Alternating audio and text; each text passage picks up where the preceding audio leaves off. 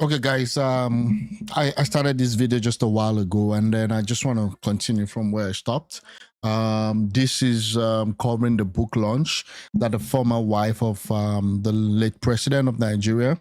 Oh, I said the former wife, the wife of the former president of Nigeria, late Muhammadu Buhari, presented here, talking about the life of Buhari and things that he did, the special circumstances that was pretty much, surrounding his tenure in office as the president of Nigeria. I see the whole thing also as a PR stunt. She's aware that people were not really happy with the way the husband did, run the government at the time. And possibly she's coming out to say, oh, he was a good man, but then he had a lot of bad people around him. Well, I will leave you guys to judge. Part of the thing we had was, I think we just listened to Buba Maura. Buba Maura was the Lagos military administrator at the time. And we just want to go on and then conclude. I think Tinubu also, the current president of Nigeria, did talk and gave his own speech with respect to the life of Buhari, hammering on his discipline and him being a respectable person.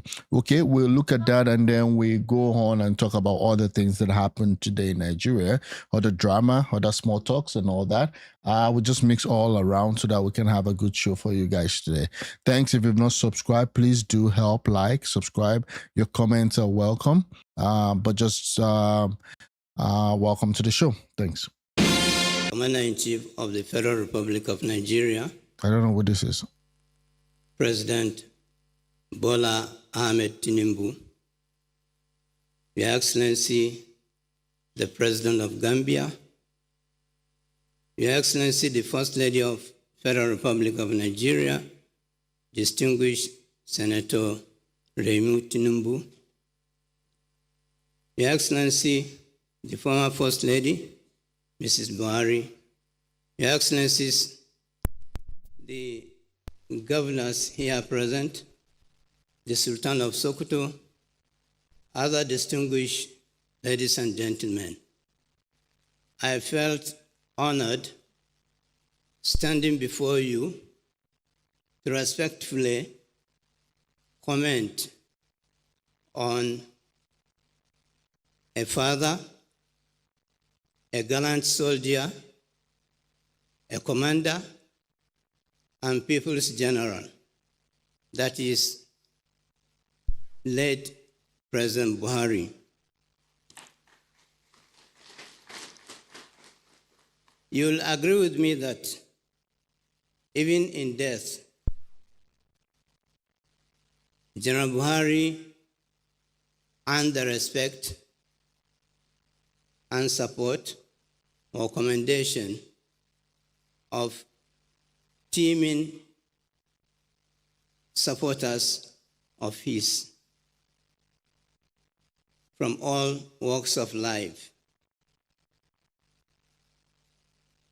This is even demonstrated here on this occasion or at this gathering, which was initiated by his loving wife, his children, other supporters, and endorsed by President Bola Ahmed Tinubu, who supported the occasion. President Tinubu, as we know, is a brother, is a friend, is an ally, and political strategist of President Buhari. I love that political strategist part. Okay. I recall in 2019,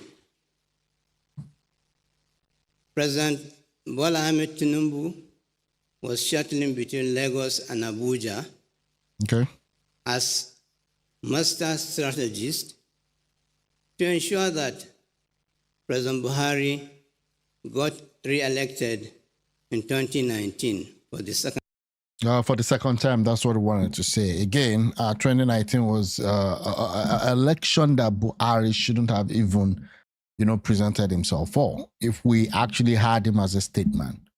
Because it was clear as day around 2017 that, nothing was going to move forward. It was 2017, I knew. I gave the guy 2 years.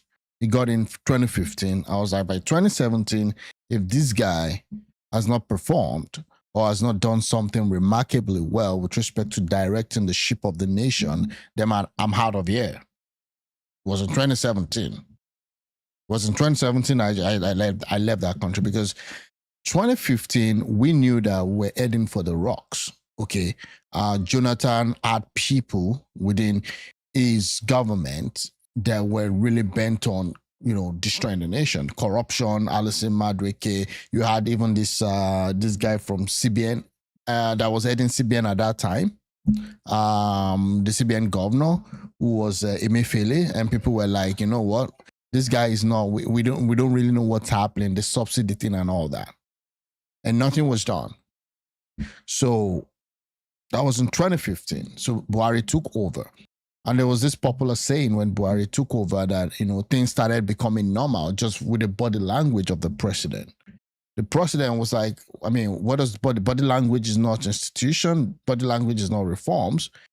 And when the evildoer knew that this guy, there was actually nothing that would happen to them if they actually continue in their wrong, corrupt ways, and they saw that Buhari was not actually there again, they just doubled down. And the whole thing became a mess. I was privileged to see part of the strategist marshaled out by President Bola Ahmed Tinubu. And it gave me confidence when a delegation from EU visited my office and raised concern that they hope none of the agencies will do something to rig the election in favor of General Buhari. Confidently, I replied to them that President Buhari has never and will never, ever ask anybody to rig an election for him. He had his consistent number of votes from the time he started contesting for an election in this country. Okay, so as such, he will never do that. Yeah, Buhari may never do that, but that doesn't mean people won't do it on his behalf. And that's what we're facing too. Buhari may not be the one stealing the money personally. That doesn't mean he didn't have ministers or other people that were doing that on his behalf. We should be able to not conflict both. Okay? Well, his first time as a leader of Nigeria being the military head of state also, there was also this complaint that, you can say he's a disciplined guy and he's not corrupt, but then there were a lot of people under his government that were really corrupt, and it just turns a blind eye, to them. And I told them that if you are thinking of somebody rigging an election here in this country, even though there is no perfect election anywhere in the world, we recall in America, for instance, when Al Gore said, it is too close to call. But it is not going to happen here. Nobody is going to rig anybody here. After the election, when General Buhari won the election, the EU delegation, one of them came to me and said, congratulations. What you told us is the truth. I said, no. I have the opportunity of going through some strategies of President Bola Ahmed Tinubu. I think he read The Arts of War, which said war is politics with bloodshed, and politics is war without bloodshed. And he perfected everything. He reviewed it and ensured that all the predictions he made, they came to pass. The states that are considered with higher number of voters, Lagos, Kano, Bauchi, Katsina, and so on, all were cleared by President Buhari. And the moment you had this, you have an edge over your opponent. Mm-hmm. So they were convinced that definitely the election was free and fair. And that is the strategy we stood on. Let me just also tell you that during my working experience, or working under President Buhari, I learned a lot of things. One, aside from him being an honest person, very meticulous, he is a man of justice and fairness. You cannot write any report on him or bring any report on him on somebody, and then he will just accept it. He has to scrutinize it, ask you questions, and so on. Okay. So whenever we got to him, we felt you have to know what you are doing before you even start talking to him, because he will take you up.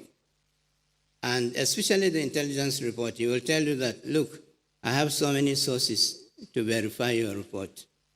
Based on that, he put you on your toes.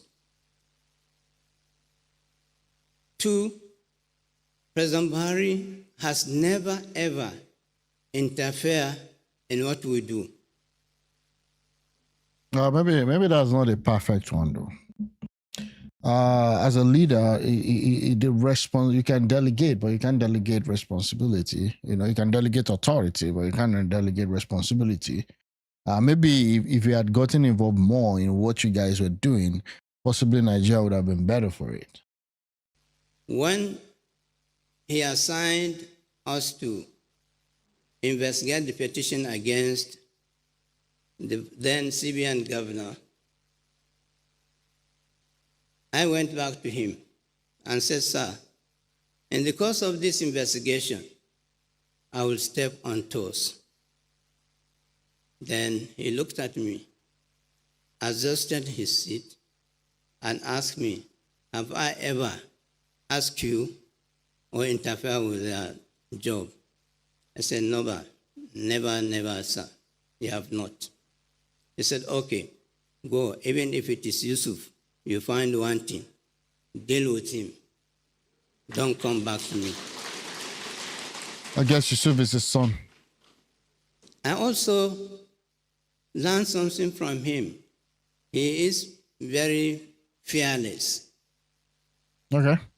On two different occasions, we had a report that if he attends an occasion in one of the states, or in Kogi, for instance, there will be a breach of security. That report was passed to him when they were airborne, and the CSO and the SCOP told him that there are some people who are trying to breach the security when you arrive in Kogi. So we better turn and return to Abuja. He said, I will not. I must attend that occasion. Then he looked at the CSO and said, tell your DG, why are you here? If you can't take measures to safeguard or to save lives and property, then you have no business being there. That forced us to take a lot of measures to ensure that that breach of security did not occur. As a matter of fact, the man who was there is a suicide bomber. He detonated himself elsewhere when he discovered that he cannot penetrate the venue. Okay. When he was to go to Maiduguri also, we alerted him of possible security breach. He said, no, he must attend, he must go. So on several occasions, when you tell him about the security report, he will tell you, why are you there? He challenged you. You must put measures in place to safeguard lives and property. Not only... Yeah, I just wish that this can also be extended to the citizens, those people who have put you there, those people who have put you into power. I just wish that that can also be extended. The dignitaries, but all and sundry. President Buhari has a sense of humor. When I went to him and said, sir, there is a social media report saying that, or inviting people to your wedding party. He looked at me and laughed. So I dismissed myself. Okay. When I came out, I said, well, this president is still a born-again Democrat. Instead of him to ask me to go and investigate the source of that report, he just dismissed it. And I said, well, he still believes in one man, one vote. That is, he will never add another wife. May God bless his soul. Thank you very much for listening. Yeah, so that was the chairman, okay, of, I think, security. Congratulations for today. Okay, this is the president of Nigeria. God bless you. Now, I think his speech should be the final one, and then we'll move on. All members of the National Assembly, the state governors, particularly the governor of Katsina,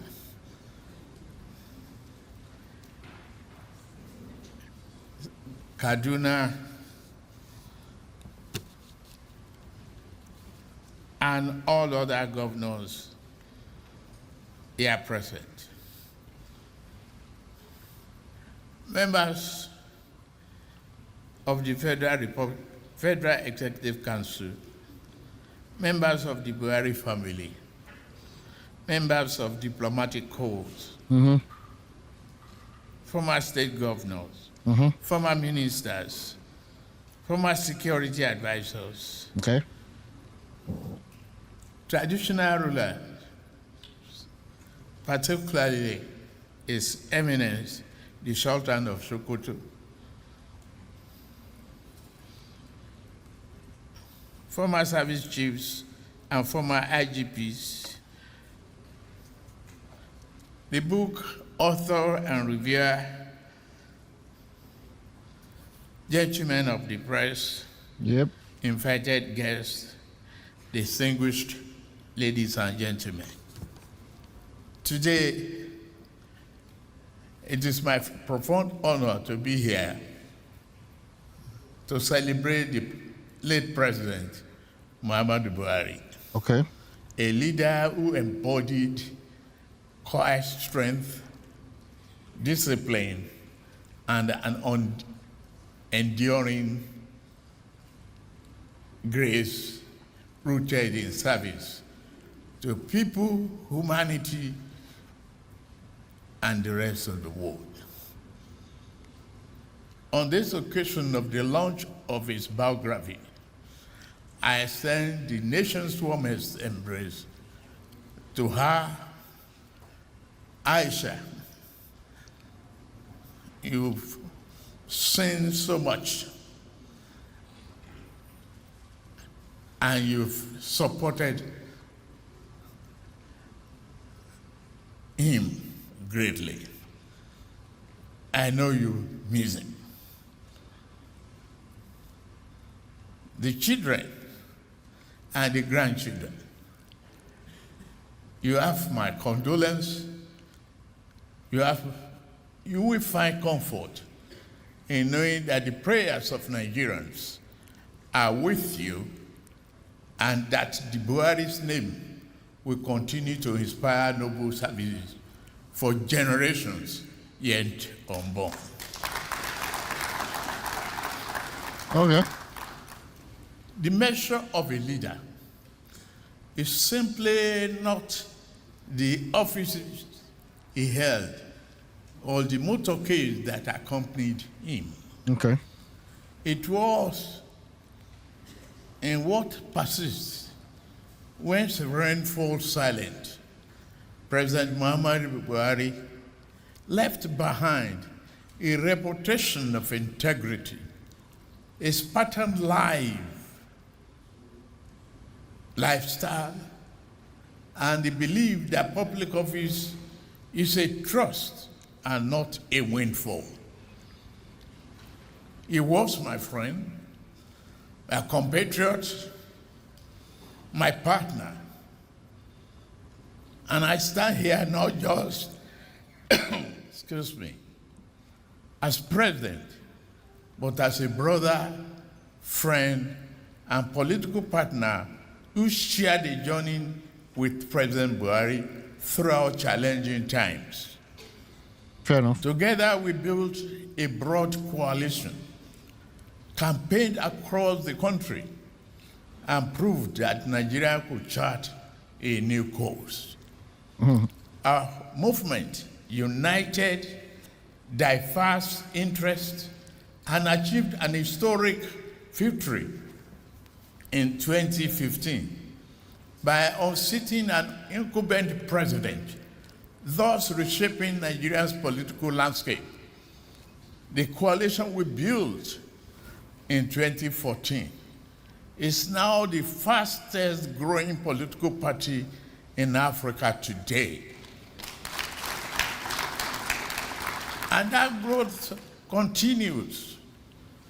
The book reinforces the public's memory. It outlines achievements and flaws, as all honest histories should do. It should motivate future leaders to learn lessons rather than repeat slogans. Buhari was just a simple man, honest, respected, unassuming, and full of good sense of humor in his simplicity. In that spirit, let us reflect on the enduring pillars of President Muhammadu Buhari's legacy. First, humility. Okay. President Buhari preferred simplicity over ornamentation. He believed that a leader must first discipline in himself before he can discipline a system. He lived modestly, and he carried the dignity of that modesty into power. Second, security. President Muhammadu Buhari recognized that security is the foundation of citizenship and prosperity. He invested in platforms and personnel, improved capacity across our armed forces, and pushed for reform that endured beyond headlines. He understood that safety requires protection, both in state and in its citizens. Third, with vision, he understood the importance of long-term thinking, constructing bridges, restoring railways, building roads, modernizing our airports, renewing critical infrastructure, while prioritizing maintenance and sustainability. Fourth, social justice. He believed in targeted social investment to ensure that the state did not ignore the poor and the vulnerable. These are the pillars of his legacy. I think Tinubu is just being, how will I call it here? Magnanimous again.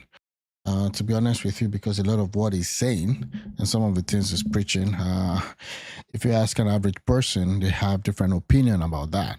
But again, what do you expect, at this kind of gathering, especially when the guy was a member of your party? That's just the way it is. But a legacy is given greater meaning when those who follow choose to continue what has been started. That is my duty, and I pledge that one today. No, what do you expect? It has to be a real echo chamber. He's this party guy. What a real echo chamber. Buhari was such a visionary. How come we are less safe with terrible infrastructure? That's a fair point. Again, like I did mention, that if you expect that it would say Buhari is a less visionary leader, then that means you're just trying to kind of expect something that is impossible. That's what it's going to say. He did well and all this and that. It's an echo chamber, yeah. President Muhammad Buhari loved this country consistently, morning after morning, decision after decision, straight through to the oath he took. That is why even those who disagree with him often acknowledged his honesty. Our political journey together taught me that cooperation across differences is not weakness, it is wisdom.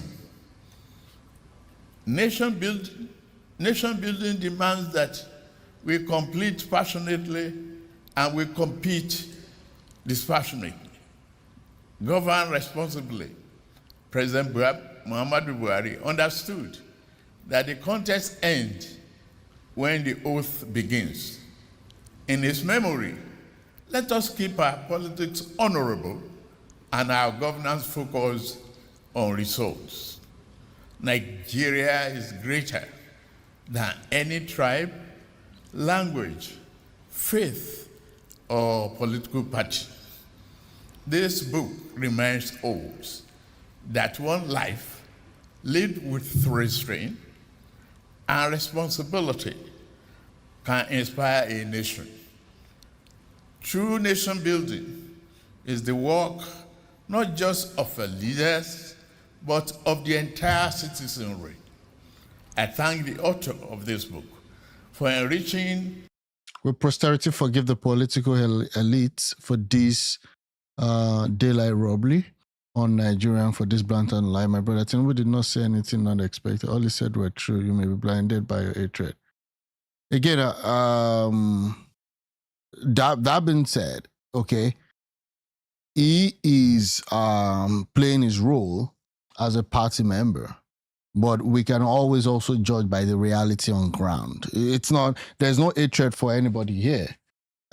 Show me the numbers, show me the metrics, okay? Show me how Buhari took Nigeria, okay, to that safe haven.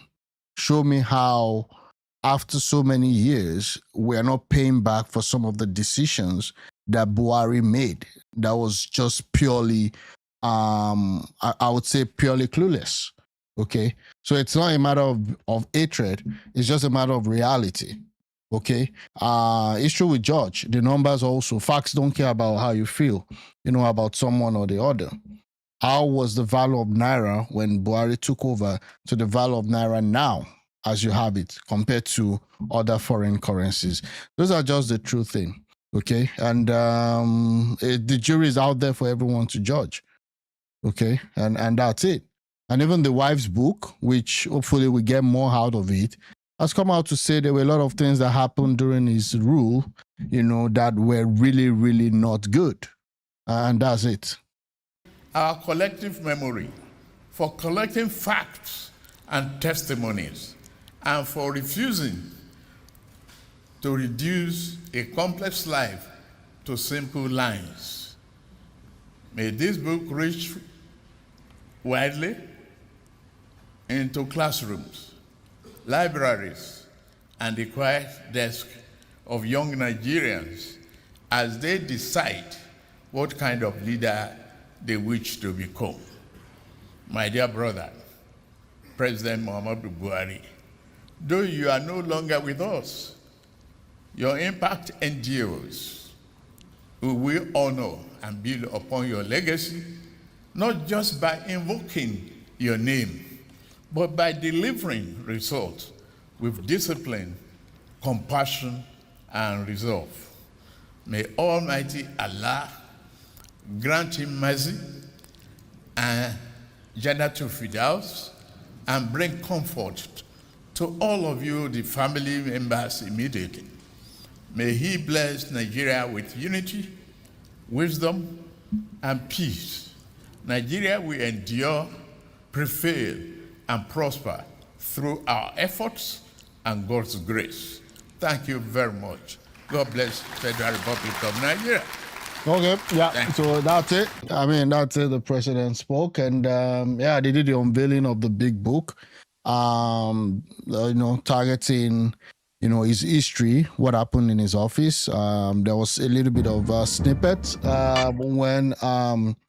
when the author spoke, talk about a lot of things, how, Buhari was during his years, in power, the gang up, the cabals, the people that rose up against the persons that just spoke, Tinubu. All the details are in the book. People are saying they're not going to buy. Some people are saying they're going to buy it. It all just depends on which side you're looking at. His life from. Again, yet Nigerians tag a disgraced country of particular concern. Again, we cannot deny the fact that it was overwhelming for him. And I said it then. It came in 2015, the first 2 years of Buhari. No, not the first 2 years, the first few months of him, things were like kind of shaping up. There was this popular saying that, the body language of the president, people started behaving. And after a while, people saw that, there's really nothing there. And people went back and relapsed into their bad behavior. Corruption did swell, subsidy, corruption, which was one of the major problems that Nigeria grappled with during the years of Buhari. Really took, a big toll on the reserves and all that. The reserve is being built back up currently. I know the net reserve when Tinubu got into power was around 3 billion. Now it's around 45 with the latest number. So again, we'll see what happens. But that's the whole thing. Even at some point, the wife was kind of angry with the people around the president, and he came out with some outbursts at some point in time. During even when his husband was still in office. But again, the jury is there to judge. This book was written by the wife, and then we'll see what happens. Okay, so that's it. I started, watching the video a while ago, and at some point I just felt so tired I had to just take a little bit of a rest and then come back to complete it. So that's where things stand now. Okay, so I'm gonna move on. I did cover the issue with Dangote. Dangote is, I think the gloves are off right now, with Dangote and the chairman of the NMDPRA. You guys don't like the truth. Say something, you're not the usual bandwagon. What is your truth? I mean, again, you say we should say the truth about what? About the fact that Nigeria didn't do well under Buhari. I mean, that's just the fact. It's not even, see, I may even kind of say, okay, fine, this guy, personally, I don't have any issues with him. But the fact is that when he was president, we all know this truth, okay? Yeah. The president ordinarily holds his loyalty to the Nigerian state, not to Buhari's dark age he brought to Nigeria. So at this point, and this is where people say, I'm neither here or there. See, the president, number one, okay, owes the truth to Nigeria. But number two, also, this guy is a personal friend and ally of Buhari. Okay. Number three, one of the reasons he's president today is because Buhari stood for him, even though he didn't do it in an overt way, even though he didn't contest, he didn't actually campaign rigorously with him the way he did for Buhari. But to be honest with you, I think that he owes it to Buhari that is also the president today. So if you're expecting that they will come in there and tell you that the Buhari's tenure was bad, then you're not going to get the real thing. Yeah. So again, with respect to that, I mean, you can make of it whatever, but again, in my own judgment and in my own assessment of Buhari's tenure, I think that there were a lot of things that went south. There were a lot of things that it got wrong.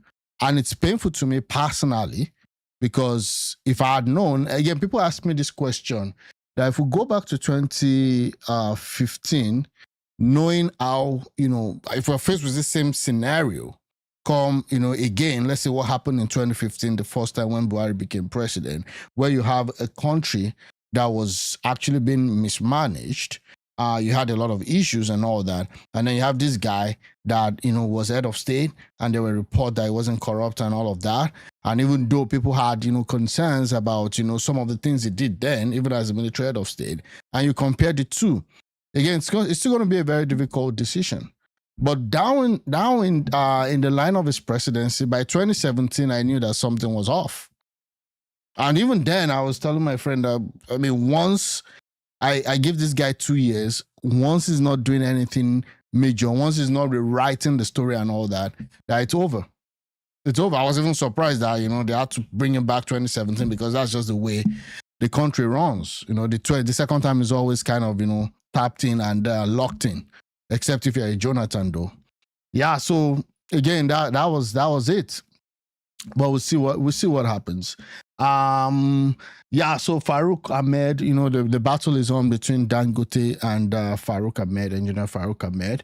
Dangote is bringing out some serious allegation here, talking about how the guy spent almost 5 million with respect to the children's school fees. There's been two sides here. Some people are saying that, it's an allegation, which it is. And then secondly, people are like, okay, fine, you should be able to afford it. Now, there's been, there's been an additional update to that, saying that actually the guy didn't spend the 5 million because the kids got a scholarship of around 40 to 65%. Okay, so that it might not totally be $5 million. But again, the allegation has been made. Icpc has been triggered to look into it, and then we'll just follow up the story and see what happens. Let's be sensitive to protecting the minor. That's what someone did comment. While dragging their parents or guardians out, please. Minors have a right to privacy, regardless of who their parents are, and it exposes them to all sort of risk. Okay, Dangote, how naming kids in schools. And schools like a school registrar, Farouk, your move, scholarship receipt or not, Nigerian soap opera just leveled up, who needs Nollywood? At this point in time, it becomes, it becomes number one, Dangote is trying to win in the court of public opinion.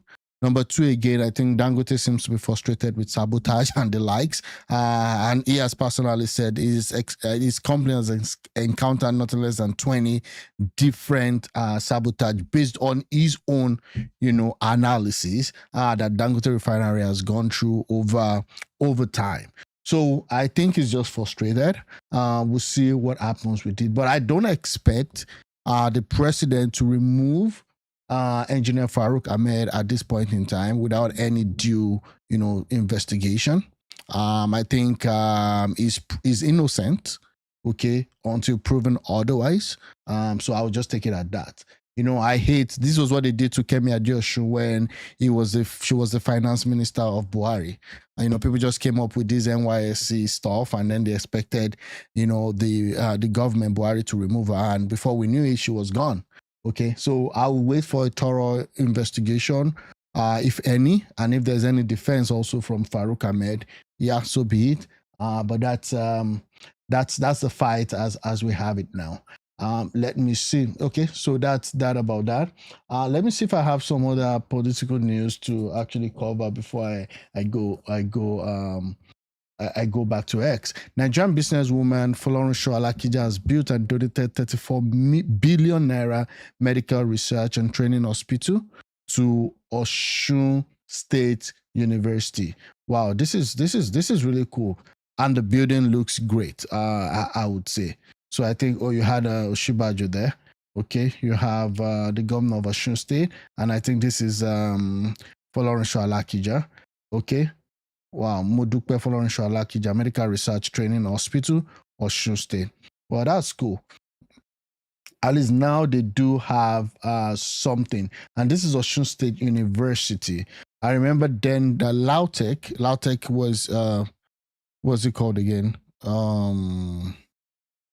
So there's this Ladoke Akitola University, which was owned by the old Oyo Empire, before Osun was carved out. And they had the university in Ogbomosho, and then they had the teaching hospital in Osun State. So I don't really know the state of things now. The president presents a speech without this fairy tale. This speech is an insult to our collective sensibility, shows he may not offer much himself.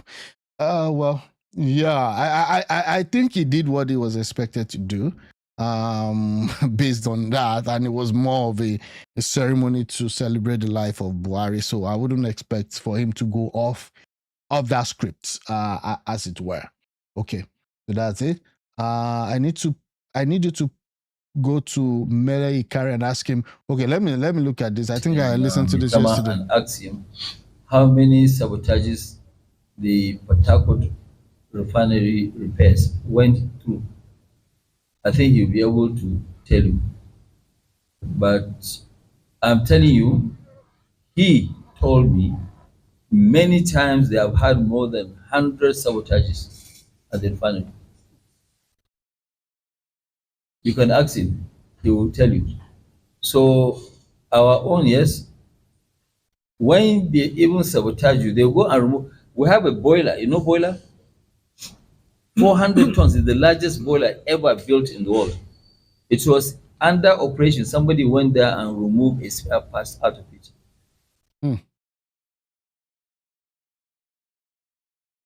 If I tell you the sabotages that we went through, including some of the machine manufacturers who are in verge of going to court, so I cannot tell you what. But if I now go and tell you, you will now know what I'm saying. And that's why I told you that drugs mafia, they are actually smaller than the people who are in oil and gas. Because in the drug, most of people who are in the drugs, yourselves. But in the oil sector, they have robbed so many people in. So about whether somebody will, you should ask now, how come now, for example, all the pipelines that we built, right from the military days to date, none of them. The one that we have, which is from where I am from, Kano, that depot, we are not using trucks. The depots were only going to the trucks to load. Everything was piped up to there. 22 depots were built. They are all piped. All the 22 depots, actually even the sediments, they don't have it anymore. They have destroyed the pipes, all of them. So if it's not sabotage, is that earthquake? It's not earthquake now, because it's sabotage. Sabotage is sabotage. So that is what it is. We knew. In this refinery, we have lost maybe 82 million, right, dollars of stolen items. Yes, $82 million of stolen items. And what they were actually trying to do is to make sure that we go and put massive claim on insurance. So when we put massive claim on insurance, there's no free lunch. So continuously our insurance premium will just keep going up. So yes, there is sabotage, there is. And I'm sure you should go and ask all the people who have even built the modular refineries, and I challenge any one of them to say that nothing was stolen. And people will come here with long distance, they will cut cables and put it, rope it on their body to try and see how they can take it out. And when you ask them, okay, fine, what are you doing with it? It's just sabotage. That's why we have more security people in this refinery than actual workers of the refinery. Yeah. So again, that's it. Is Tinubu the first president to not listen to him? This one has turned activist, or it's all staging and setting? Yeah. Again, to be honest with you, I think that I think that he is raised some allegations that should be looked into. I say that the CEO of the regulatory body is innocent until proven guilty. And that being said, when you have $20 billion on the line, and you are actually, you know, people, there are actively people that are against the success of that refinery. This is the same thing that happens also to the power generation. Okay, how come the government has not been able to fix power for so many years? Okay, how come? So again, these are the questions. Now, if he goes into power now and overgenerates power, then people will come again after him. Like he's the only one. And again, you could have your own argument with respect to the preferential treatment that he has gotten from successive government, from Obasanjo to Jonathan to Buhari, and now even to Tinubu. But at the same time, I think that he's also growing through some level of sabotage. And I'm not going to sit here and deny that. But that being said, I think that Farouk Ahmed should be deemed innocent until proven otherwise. And I'm going to leave it at that. Hey, I'm going to move on.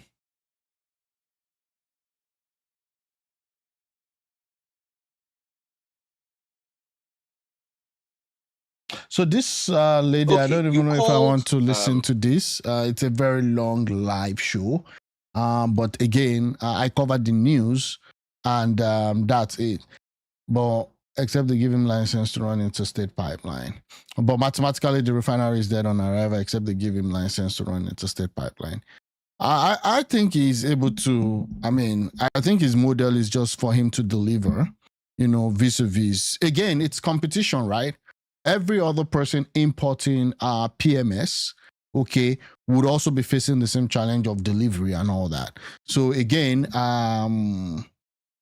I think that he's still relying on using the trucks and all that. And the challenge with pipeline also is how safe a day, because he did mention that pipelines are not actually safe because there's a lot of sabotage even on that one too.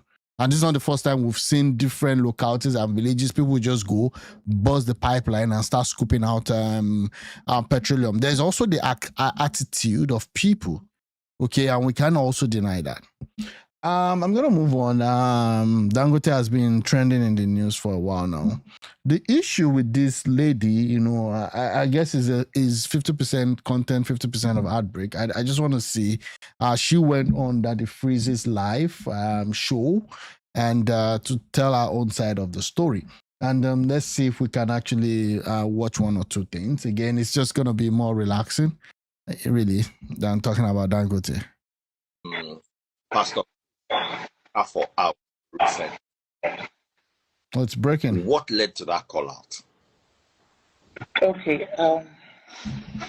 You remember the time I posted my evacuation video that you came to the house and interviewed me too. Actually, you came to look out for me. I insisted that I need to speak out. You came with your daughter, yeah. So that was okay. the period we were having issue. The truth is, Chris Okafor and I, we've been dating since 2017. Wow, And, wow, that's a long time, bro. 2017 to now. That's like 8 years. What? When I met him, he was single because he said he'd been divorced for a while. When I met him, I didn't even know he was a pastor. We met on a walkway at the first CID headquarters, Abuja. So he approached me, and then his bouncers tried to stop me. We entered the car, he collected my number. I don't understand how some of these pastors just have bouncers all around. I mean, this Chris Okafor, I don't see him as a particularly popular pastor that has this big crowd. So why does he go around with bouncers? I guess a lot of them are celebrities, though. Okay. Number. This can be confirmed by my colleague, Choma Okoye. So that was what happened. And after that, they invited me to his church. Okay. He just invited me to an address in Ojodu Bega. It was in the night. So when I got there, it was a big church, and that was a crossover night. They had already closed around 12:01. So one of his pastors received me. Pastor Sylvester was the one who came down to receive me, and I went to his office. Okay. He told me he liked me and that this is a man of God, though. Been divorced, but he has daughters and his son. So he also said he was going to the village, and in summary, he traveled for Christmas. I also traveled for Christmas. Then he invited me to his village. It's Anambra State, but very close to Okigwe. So from Umuahia, I'm drive through Okigwe to his village. So that was how we met. He introduced me to his parents. I stayed over in the house. Then later, when I was leaving, I drove to that place. When I was leaving, he gave me his escort to follow me, because they were driving behind me because of security. It was a bit late when I was leaving this house. So that was it. Then this happened 2017. From then on, we started dating. So. I want to ask, okay. what was the relationship like? It was love. Oh, really? I don't know that. Okay, so you dated someone since 2017 up until now, and you haven't been able to put that ring on it and clock it or whatever. And yeah, at some point you have to just be realistic to yourself that it wasn't going anywhere. Okay, whatever it is that you guys spoke about and all that. But again, it's their personal issue, but they brought it to the internet, so we're gonna react to it. Okay. Are you sure it was love? Yes. It was love because I would call it love at first sight. Okay, and now she's really battered because she's promising to sue the guy. Okay, she's promising to sue the guy. I think this is Linda KG Block. When you apologize to me, now you saw it on Twitter. I told you that they say they will pay some people if they have paid you. Cause you could have sued a man, boy. When he called me yesterday, I said, Chris, now my ex-boyfriend, I know they lie. Before Chris go beg me, he go buy me house. Now when I date for 7-8 years, he leave me. So again, it's transactional. I mean, the way I'm saying this seems to be transactional. Okay? Since 2017, you don't give me money. The only money we I collect from that man at 300,000. Now you say, go. My lawyer, they write my demands. No, they make me look like I know they demand anything. My lawyer is writing my demand. This man told me to leave my marriage. What?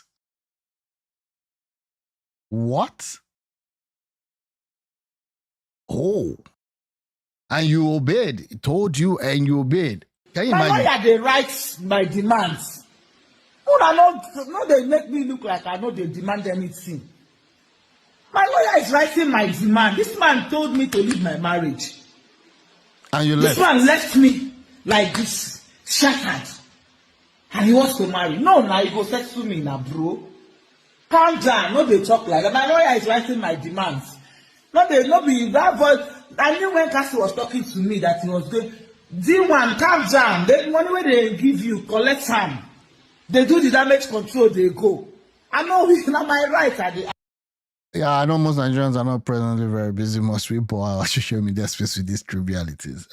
Well, unfortunately, this is what the algorithm pushes out. Again, even if you don't want to talk about it, this is like it's been on my space. Again, this Pella guy, I think that the guy's now been arrested. He went to bash his car and all that. I think it's just the nature of Nigerians. Again, unfortunately, that's what it is. So we talk about political news, which is a little bit tense there. We got to just chill out with some of these trivialities also, just to put a balance to it. Ask for now 9 years. I do 7 years of knocking. What the heck? Back to I go calm down. If please settle me, buy me house. What's say I dey stop a marriage for now? Guy, calm down. My lawyer they put the demand. My lawyer is coming out soon. Forget this damage control. Now dead on arrival. No need of ask me. Come ask me. I go talk and say. So she wants to have retrospective settlement. I mean, that's what this is all about. I will tell you. This is what they say. I don't know, man. Like at this point, you don't understand. 2017, brother died. I go sell. I don't go make demands. Now, like by Stamasha, when I say they no say we don't demand, write our demand. Calm down. Our demand they come. It's in the law. You Which go law? buy me house. Do you want forget this? Don't make. Okay, so again, I mean, that's the reality. Again, this is just more of transaction. Okay, so let me just continue here. And I'm not going to listen. This is a 1 hour, 40 minutes. I'm not going to listen to everything. I'm just going to skip. What do they call it now? I'm just going to skim watch it, right? I'm an adult. I should be able to know what love is. A relationship where you kiss, you make love all the time. He's always missing you. He will call you on the video. Yeah, because it was just setting you up now. You know, again, what do you expect? Let me just fast He's forward. talking to somebody. I'm on the. He's using the other phone, the earpiece. I'm there listening to him and the person. Some of his church members, he'll be talking to them. I'll be there. So we're that close. She was part of the ministry. Did she say it's in the law? I don't know which law she's reading. No. Again, I mean, she can get whatever she wants. She just has to, act mature about it. Again, I don't even understand this whole thing. A supposed man of God, right? And all this story. It's crazy. We're that close that will make video calls, make love in the video and all that. So I tell you that was love for me. Okay. So what led to the breakup? Okay, so, when 2018 we dated, then 2017, 2018, 2019, my mom wanted me to get married. I had someone I knew before I met him, which is my ex-husband. So I had left my ex-husband because he was toxic, even before I met Dr. Chris. So my ex-husband No, was but that's all over not. But that's not your story now. You're saying that he actually told you to leave. Pastor Chris was not the one that made you leave your ex-husband. He was. Okay. But you said you left him before you met Pastor Chris. I'd left him as a boyfriend. Oh. I met my ex-husband 2012 in Dubai. This guy. Okay. Yes, so he came and they did introduction. After that, that was when I realized that. Chris, when you were doing introduction with another man? 2012, I had not met Pastor Chris. Okay, so you did introduction.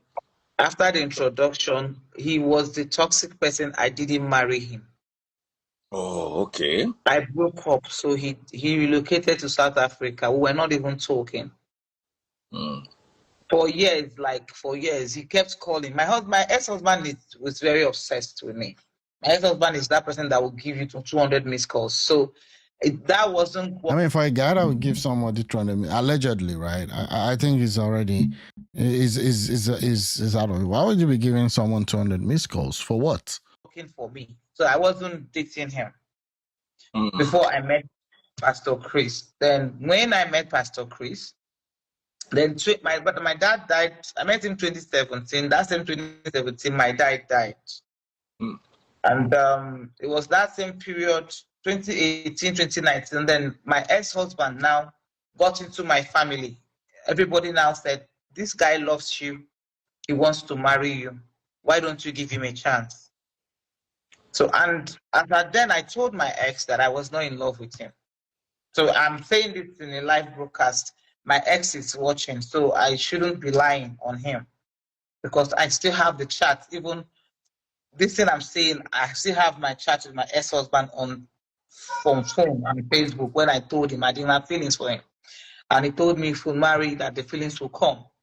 So when somebody is that pressured, my mom said, okay, marry. And I told Chris I wanted to get married. Though Chris said I should not marry the guy.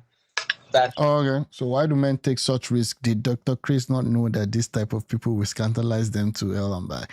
Yeah, but Dr. Chris also know what he's looking at, man. Dr. Chris knows what led him to this because this is not like she was already married. I mean, and all that. Dr. Chris told her to leave, you know, and all those stories. So again, I mean, it's introduction. Yeah, her story is not straight. She was married before. So I think she's trying to kind of call the ex-husband the same thing as boyfriend or something. I should wait for him. But eventually. But why would you are in a relationship with Chris and you are sleeping with Chris? And then you have another person you're in a relationship with, because before you marry, you can't just marry, you'll be sleeping. So at any point where you double dealing the two of them, just no, my ex-husband was not in Nigeria. That's not the question. He was communicating with my parents. It's all over the internet, bro. That's the reality. Yeah, that's the reality. So again, this has been trending for a while. And the other guy now is married. So like I said, we knew 2012, 2013, 2014. Then he beat me up and we broke up. But he wasn't giving up. So he kept calling with my parents. But for me, I was already moving on. Do you understand? So he wasn't in Nigeria, he was in South Africa. Okay. Then I now met Dr. Chris. So for me, Dr. Chris was my boyfriend. You can always have a boyfriend and have someone who calls you or disturbs you. She needs therapy, you know. Imagine what she just said now. I mean, this is interesting. You can always have this and have somebody who calls. She's not as a serious person. Chris knew the story. I told him about the guy. You know, my last relationship before I met him. So when this guy insisted I marry both of them are foolish, even right? had to the extent of buying me a car, you know, giving me gifts, giving my family gifts and all that. So my mom said, okay, why don't you consider him, since he said he has changed? You know, so I told Chris, I said, my mom wants me to marry this guy and all that. Chris said I should wait for him, though he wasn't ready as at that time, but I should wait for him. And I said no, because there's a pressure for me to marry and all that. So that was how I married this guy. And the communication between me and Chris ceased a bit.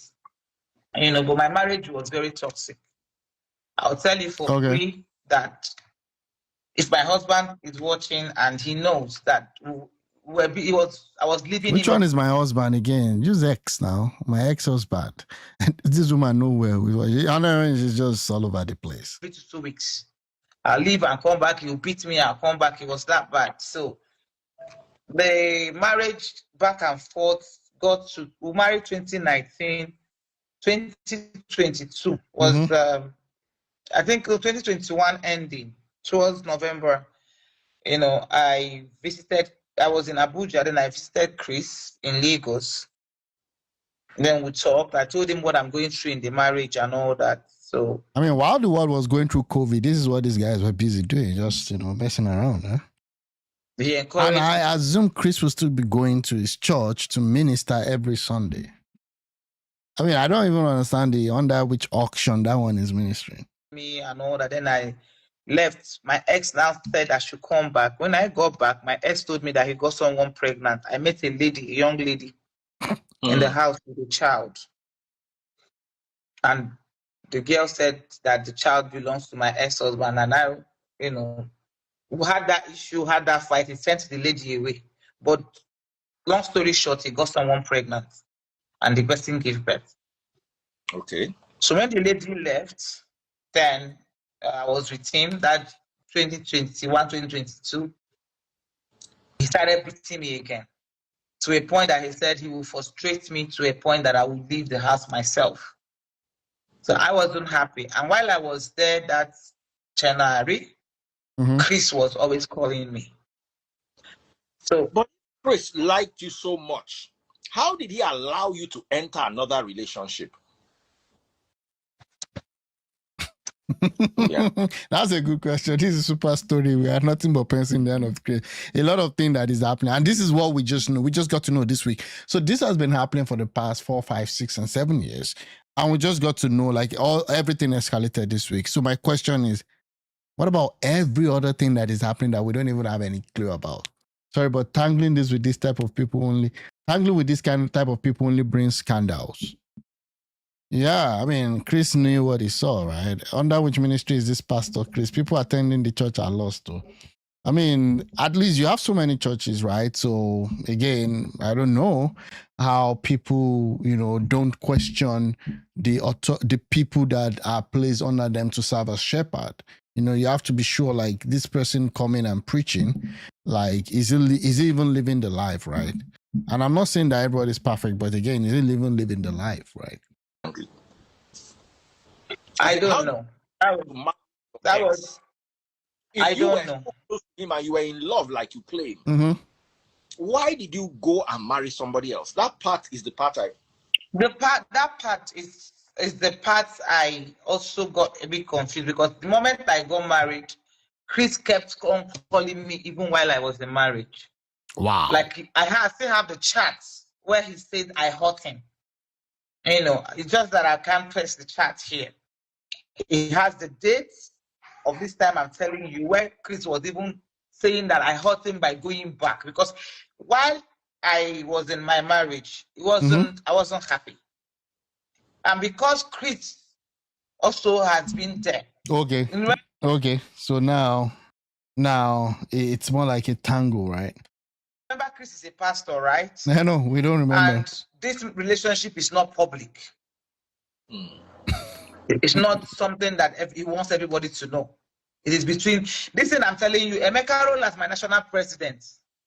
The second time Chris invited me to their village, I went with my national president.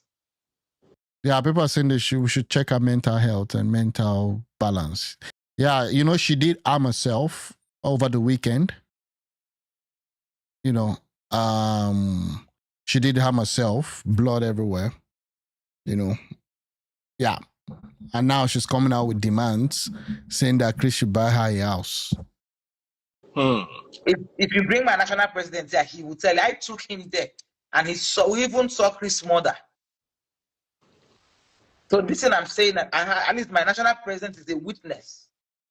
Okay. And again, guys, have you also noticed that it's like every other two weeks now there are issues? If it's not Regina, it's going to be this one, then it's going to be another one, and it's just been crazy.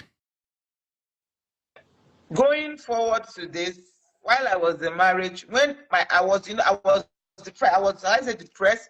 Someone who her husband beats, my husband will go out, come back in the middle of the night, by 2, 3 a.m. I'll serve him food. I'll go to his pocket. I will see hotel receipts. So it was that bad that he was really beating me. My marriage wasn't a good one. And that I will tell you for free. And I will always find peace talking to Chris, because he was my ex too. I was already married. And Chris also always tell me, I love you. If you at any time sleep with Pastor Chris while you were still with your husband. Doctor, Daddy Frisbee asking rhetorical question. We don't remember. Who don't remember is a pastor. I'm assuming that the man who has doctor as a prefix to his name is educated and not to know when a person does not appear to be of sound mind. No, it doesn't work that way. It doesn't even work. Even at times, professors. See what happens in universities now. See what happens in universities. Even professors too. A lot of stuff, right? So again, I think at the end of the day, right, there's a depravity of the human mind that at times people just do stuff that are really that you think like this is just crazy. So again, that Dr. Chris, we don't even know if he's a real doctor or if he's honorary. I have to check that one out. No. Okay. That's fair. No, we didn't. I didn't, but while I was in my husband's house, I'll send you a video on your WhatsApp. Maybe you cannot. At this point, I don't care and I don't even mind. Be I'll careful send of you a what you're video. saying, though. There are laws, though. It's a chat from Okay, it's just Chris' a chat. phone Okay. where I was touching my breast. Oh, now you don't want to be sending that. That's against the law. Not only Nigerian president, national heads, council of elders, and all escrows. Yeah.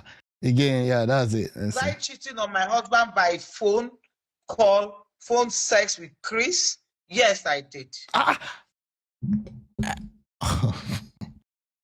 Damn. And this woman does not know she's putting herself in a big hole. Now you want to demand a house and all of that.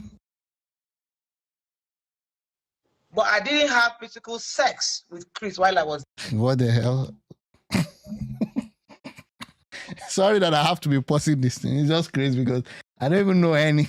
No, she might come up with. I said this woman know well. She know really marriage. well. She know Do you really have well. evidence of this? Yes, I have. Yes, I have. I will send it to you. I can send it to you. You will see me touching myself. It's a video.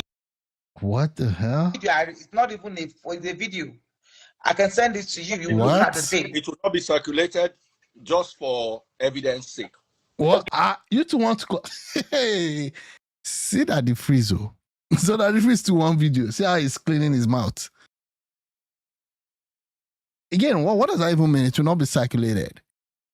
And then this retard will also send it. It's on this phone I'm using to make up. I have sent it to D1 this morning. What? Wow. D1 asked me this question on his page. I don't know D1. I just been saying it, but I saw he asked me that. But then you now sent it to him and you don't know him. Question. He said, how can I be saying I am sending Chris video or what, of touching myself while I was still in marriage? I went to his DM. Okay. Now, how can we prove that still in the marriage, and how can we prove that this video? Demanding anything on pain of exposing a scandal is extortion and blackmail. Yeah, that's blackmail. Daddy Freeze, please don't taunt your media personality. Again, Daddy Freeze has been involved in all. These are the things that Daddy Freeze really likes to talk about, to be honest with you. I mean, he just finished Two-Face and Natasha's saga, right? Was sent to. I think he likes this kind of case. Okafor. Because his number was showing there. The screen record I'm going to show you, his number is there. It's our chat screen record. It's a screen record I recorded from our chat. And while I was doing the screen record, I played the video from the chat. So you did he know you were recording him at the point? Did he know that? Because I think there's a law against that right now in Nigeria. If you're going to send it to me in confidence, please don't. I will. Internet, and I'll tell you why. It's already in the internet now. He said she sent it to D1. Who else has she sent it to that we don't know? Like, what do you mean you should not send it to the internet? If you share his privacy publicly, he can sue you. I'm not afraid of Chris suing me. Because I am also suing. So again, they're saying that he's actually not a real doctor. That's what Grok is saying, that the Dr. Chris is not actually he's not actually a real doctor. Okay. So I'm saying that, you know what, like, let me look at this. Is Dr. Chris Okafor a real doctor? It says no, Dr. Chris Okafor is not a real doctor in the sense of holding a medical degree or an end academic doctorate. Dr. Chris is a prominent Nigerian pastor, prophet, whatever that means, and founder of Mountain of Liberation Miracle, also known as Liberation City. He's often referred to as Prophet Dr. Chris or Dr. Chris Okafor in ministry-related context, biography, and model. So the guy only has a BSc in business admin. I mean, of course, primary and secondary education also. From Ambrose Ale Ekpoma, there's no evidence of him holding a medical degree or a PhD or any other thing. So I beg, this doctor thing, I just call him Chris Okafor. The man in the yellow jersey, that's the phrase, just wants to be tintillated. He's not an objective broker. No, he's a sensual, how would I call it? He's just trying to just get clicks and all that. Okay, let's go. Suing him already. Okay. Oh wow. Okay. Yes, I am suing him already. He promised me marriage, and that's the crime in the law. He left me for another woman. What? Okay. I have proof. I have my evidence. You will hear from my lawyer very soon. Okay. Let's continue. Yes. So, Chris knew I was married. Though I used to be Yeah, it's all for the his clicks, bro. girlfriend, but Chris was still talking to me while I was in my marriage. My husband knows about this. Ex-husband, though. My husband has seen me chatting Chris severally. So my husband can, if my ex is someone who doesn't like to come on social media, but if you call him to talk about it, he will tell you, he will concur with what I'm saying. He has caught us making loud on the phone severally. He has caught while you. I was with Chris on the phone severally, yes. Can we invite your husband to this call? No, he doesn't like internet. Oh, okay. He won't even come. If you call him, he won't I'm come. telling you. I'm telling continue. you. Asking people their tape is just crazy. That period was Question. When your husband caught you making out with Chris or Kafo, what was his reaction? He got angry. He got angry, and he got very angry, and he said, I don't allow my husband to touch me. That is why I don't blame my husband that he cheated or he got someone pregnant. I don't blame my husband that he went after Why did you allow him to touch you?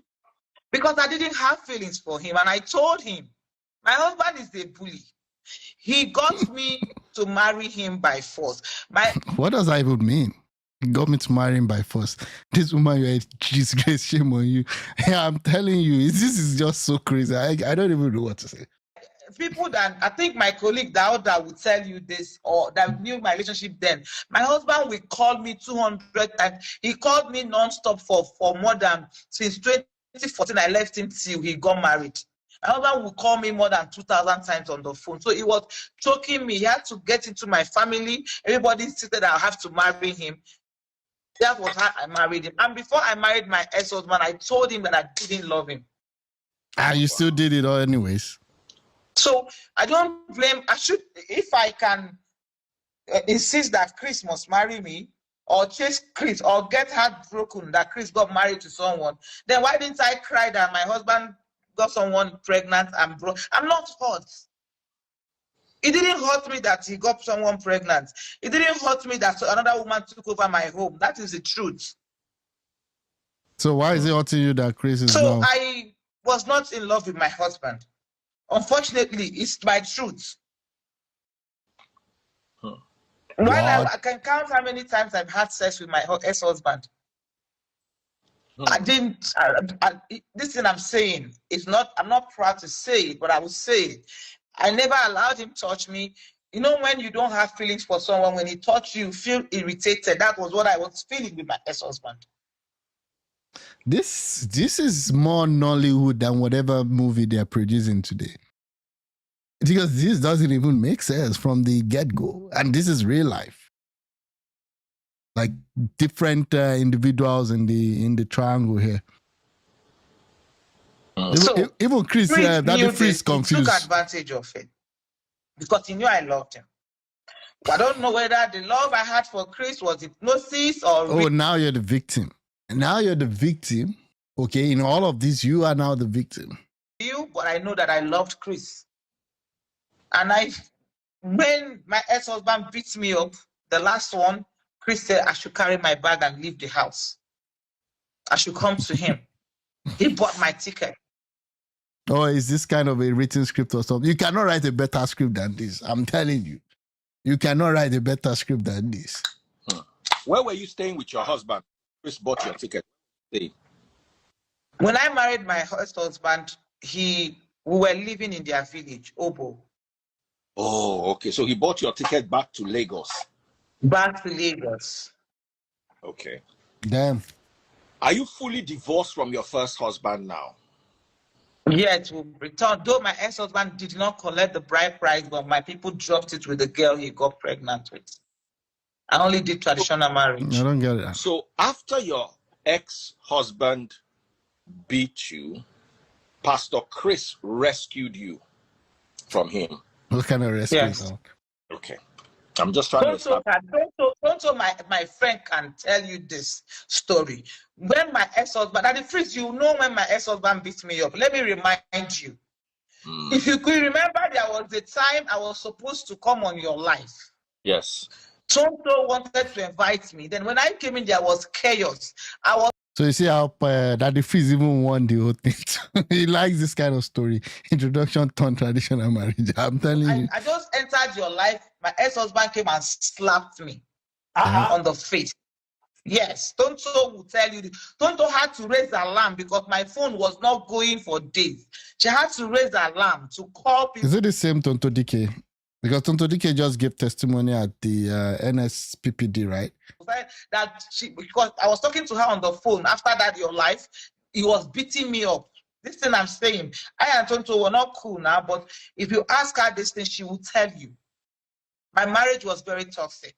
And it was that time that Dr. Chris Okafor took me to Lagos. Okay, so again, this lady appears to abdicate responsibility for all her actions. I mean, that's it. Typical stuff, right? It's everybody else's fault except me. Although I'm not proud of it, but it's everybody else's fault.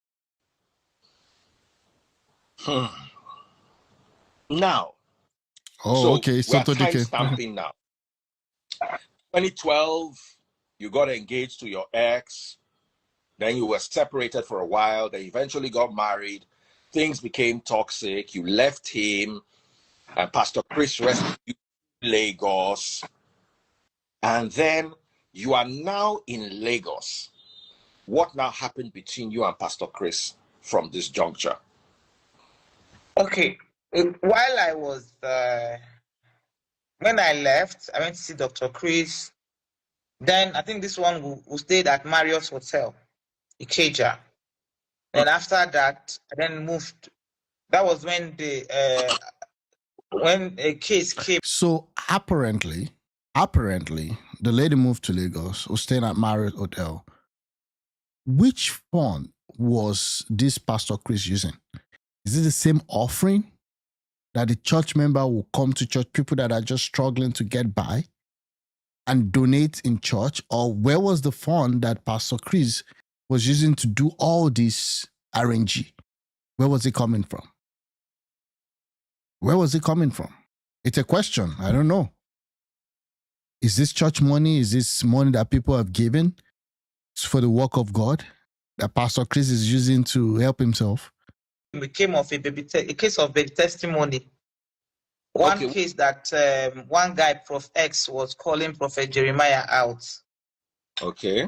One guy was calling Prophet Jeremiah out. So that was when Chris now told me to dabble into the case and find out. He said I should follow up the prophet guy and find out what the guy had on Jeremiah, which I did.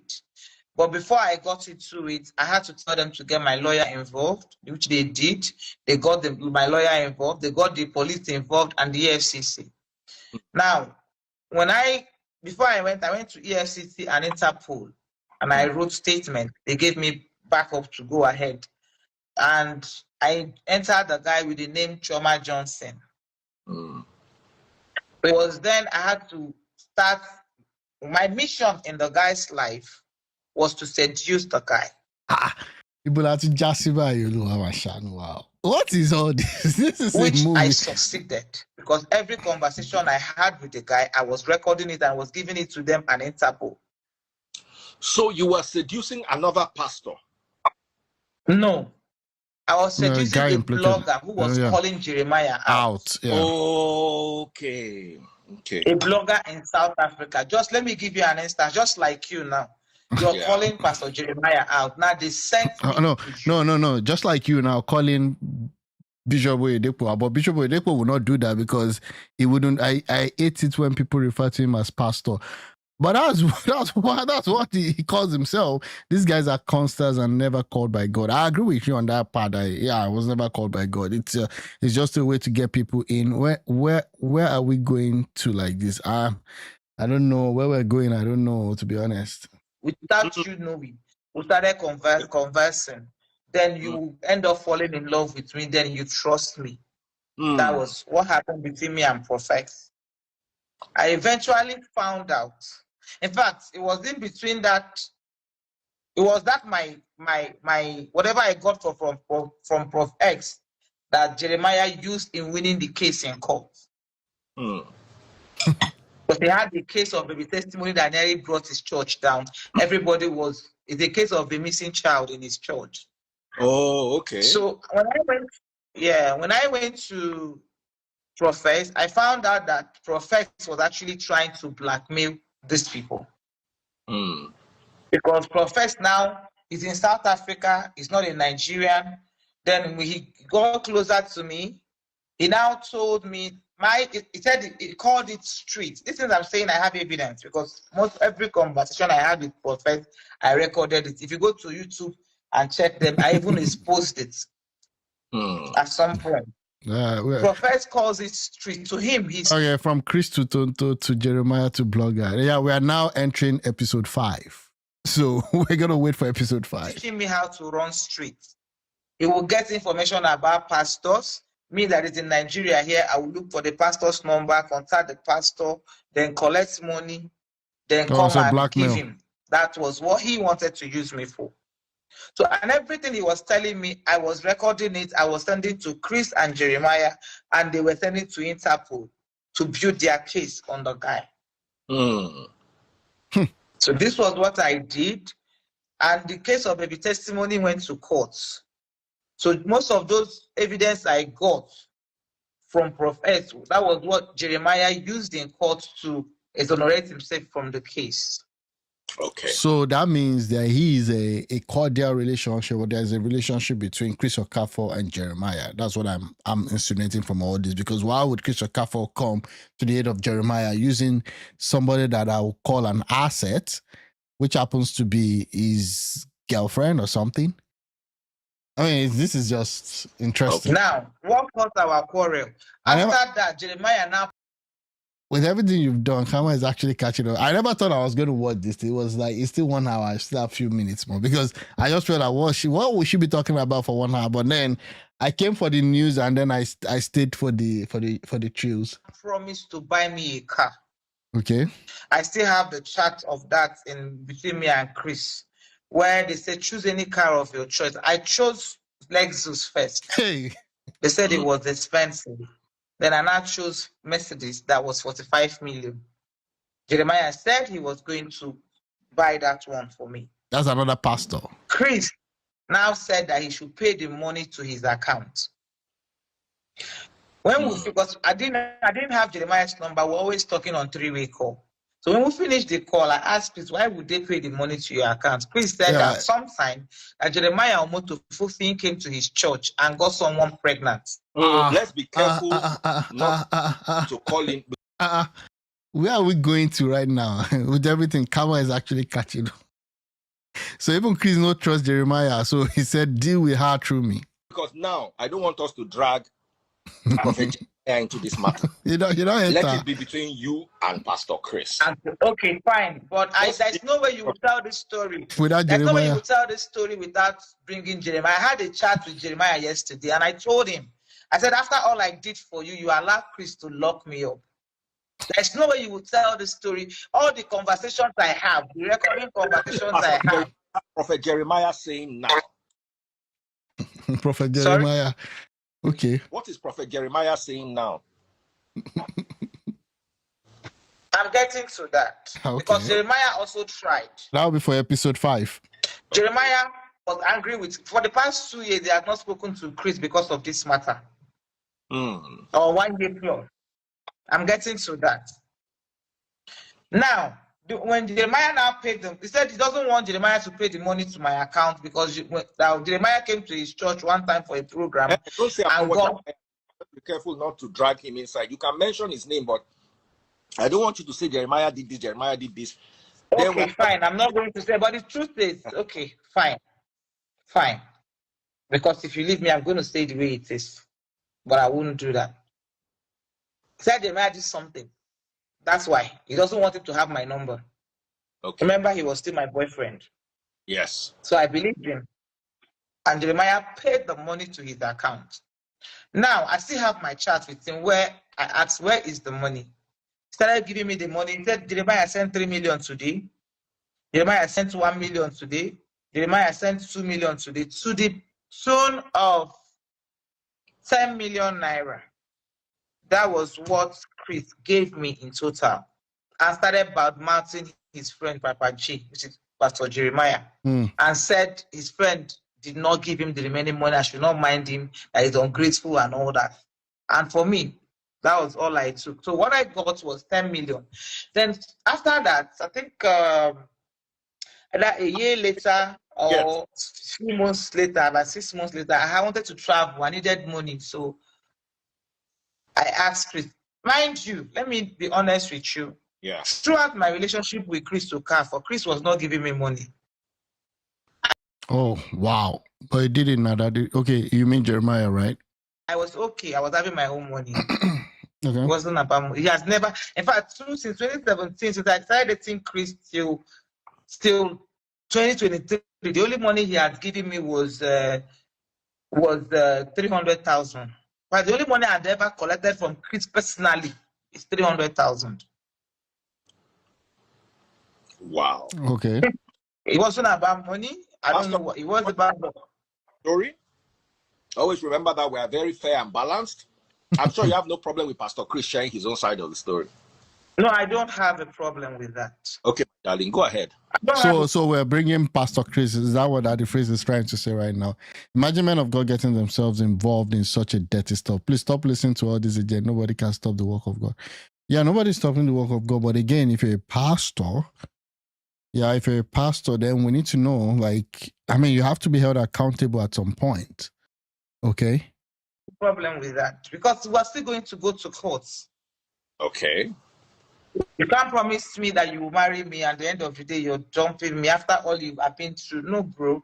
So what I'm trying to say is, Pastor Chris, you were saying that you're about to travel. That's where you are. Yeah. Pastor Chris hasn't given me more than 300,000 throughout my dating with him. I wanted to travel. I asked him for money I asked him for my ticket money, and he asked me how much. I told him 1.8 million. He gave me 300,000. I told him this was not enough, and that's the only money I've collected from him. Then he said that is all he had now. That he borrowed money to build his hotel. He just finished building his hotel. That he took loan from the bank. He didn't have money.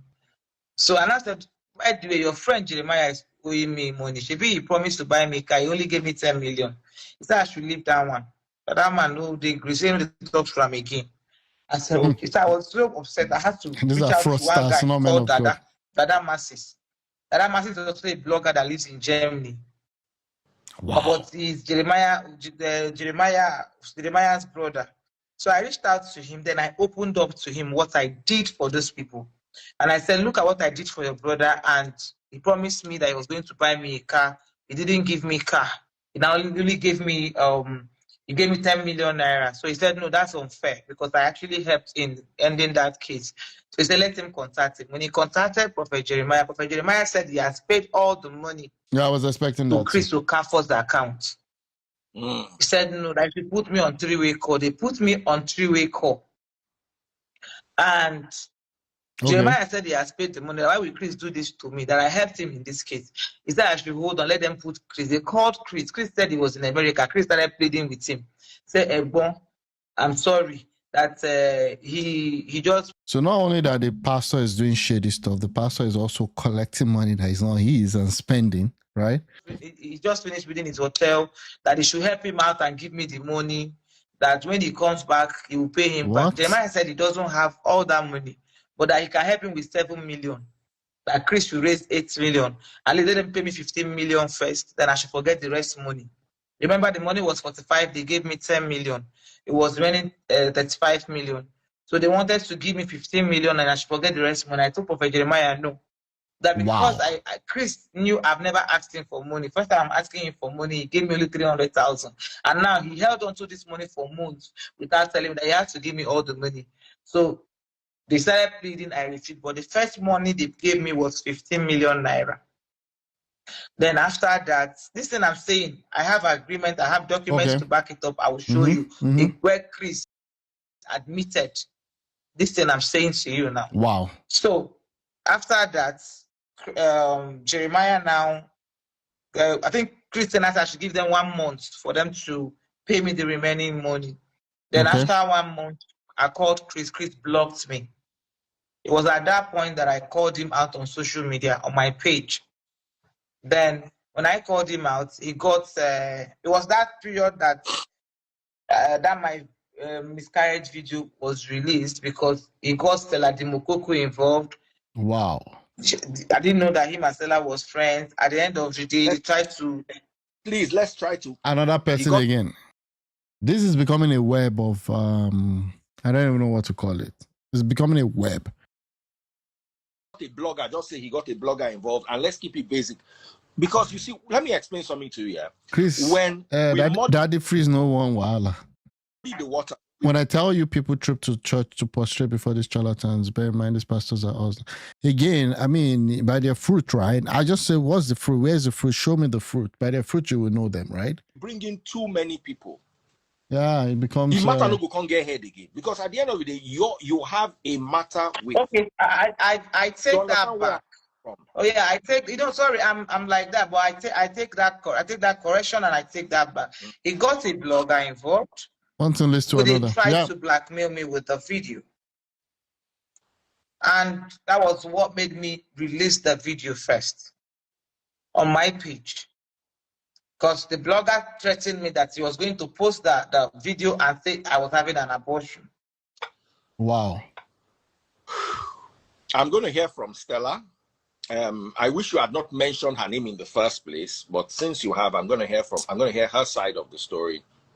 Because the Freeze just they use this thing to do content. So which ones you're going to hear from Stella? You're going to hear from Chris. You're going to hear from everybody. Okay, what's the food thing? What's the food gist here? Okay. I don't mind. Me and Stella were not in good times. I've never known Stella to blackmail anybody before. So this is a first time. I have the chats. Stella is a friend. You understand? I said I have the chats. Chris even told my friend Dada Masses that he was going to speculate it to bloggers, my nude body. So it's not something I am hiding to say. I have the chats.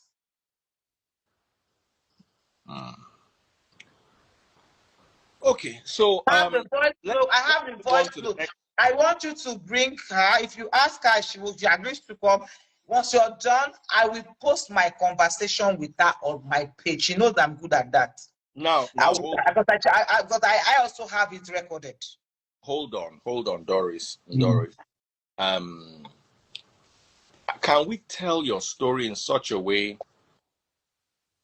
that we don't make more enemies for you? I understand. There's a reason why I'm saying this. Because at the end of the day, it's no longer about you and Pastor Chris. You have mentioned Prophet Jeremiah. You have mentioned Stella. At the end of the day, it will be all over the place. It will be little fights here and there. Your truth will not see the light of the day. Okay, you have corrected me. Let me advise, or you can always do whatever you think works. No, you have corrected me. Just because you said you were going to, like for me, I wanted to let you know that I was not also afraid that you're going to ask her. But you have corrected me, and I'm not going to mention her name. I'm like that. I'm someone who tells it the way it is. But you've corrected me not to mention people's name, and I won't do that again, except the name is necessary. And like I said, Chris wanted to use that video to blackmail me. Chris said it to me, said it to my other bloggers. It's getting that boring. He was going to send it out if I don't stop calling him out. He made that threat. Why are you calling him out? Because he blocked me. I didn't have access to reach him, and he had my 35 million with him. He paid 15 million, remaining 20 million. Okay, what's the status of that money now? Now, after that video and your interview, he paid me 5 million. Oh, so she's been cashing in now. She's got 5 million, so now she's left with 30 million. Okay. Yeah, man of God, right? Again, you just have to have a designing spirit to know who is real. This daddy, whatever, is just Papa Nas. Interfere, I don't even know what that means, okay? After paying me 5 million, his lawyer took me to police. They came and arrested me for defamation. What? I went to police. In Okay. what way did you defame him? He said I called him out on my page. No, that's not defamation. No. I didn't defame him, but he claimed I defamed him. I only asked for my money. Just give me my money. Okay. Then he reported me to NCCC. They came to my house in Lagos. I was not in. I later went there by myself. I was detained for one night. Hmm. And I got released. Hmm. Then I continued asking for my money on my page because I didn't have access to reach him. I called everybody who knew him to tell him to give me my money. Hmm. Okay. Then Go ahead. I traveled. That was November last year. Then I traveled to Abuja. Then from Abuja, I came down to East December. My brother, when I left Lagos, my brother was hale and hearty. Okay, yeah. What happened is that November The script was done when the I went the script done the daru for our eyes, to be to honest with you. Abuja to answer the police, and I was detained for one night. Okay. Then from Abuja, I traveled to the east. From Abuja, I traveled to the east. Okay. So I was not in the east till December. When my brother called me that his leg was paining him. I thought it was leg pain. And I said, I called my driver to bring him, since I wanted my car down to the east. I called my driver to bring him to the east. Hmm. My brother Okay. brought him to the east. Sorry, my driver brought my brother to the east, and Yeah, it's a lot of mess. This is a classic. It's just a lot of mess. Like the whole story is not even. It's not even straight. Like, I mean, you were claiming this, then you became a seducer so that you can actually blackmail someone. And you got the story in, you went to record, then Prophet Jeremiah came into thing. There's Tonto DK part of that. There's now another blogger involved. Then, I mean, but again, how do we sell if we don't have all this story? You know, saying that movie, that real life movie. when my brother got to the east, his two legs were not working again, became paralyzed. And we didn't know what was wrong with him. We got doctors involved. They couldn't find anything. It was too fast and too swift. All his body's paralyzed. And my brother died. Wow. Okay. When my brother died, Just say bye because of social media. well, when he gave up the ghost, and Very much. May his soul rest in peace. yeah. Okay. So when he gave up the ghost, Hi, Judge. Yeah.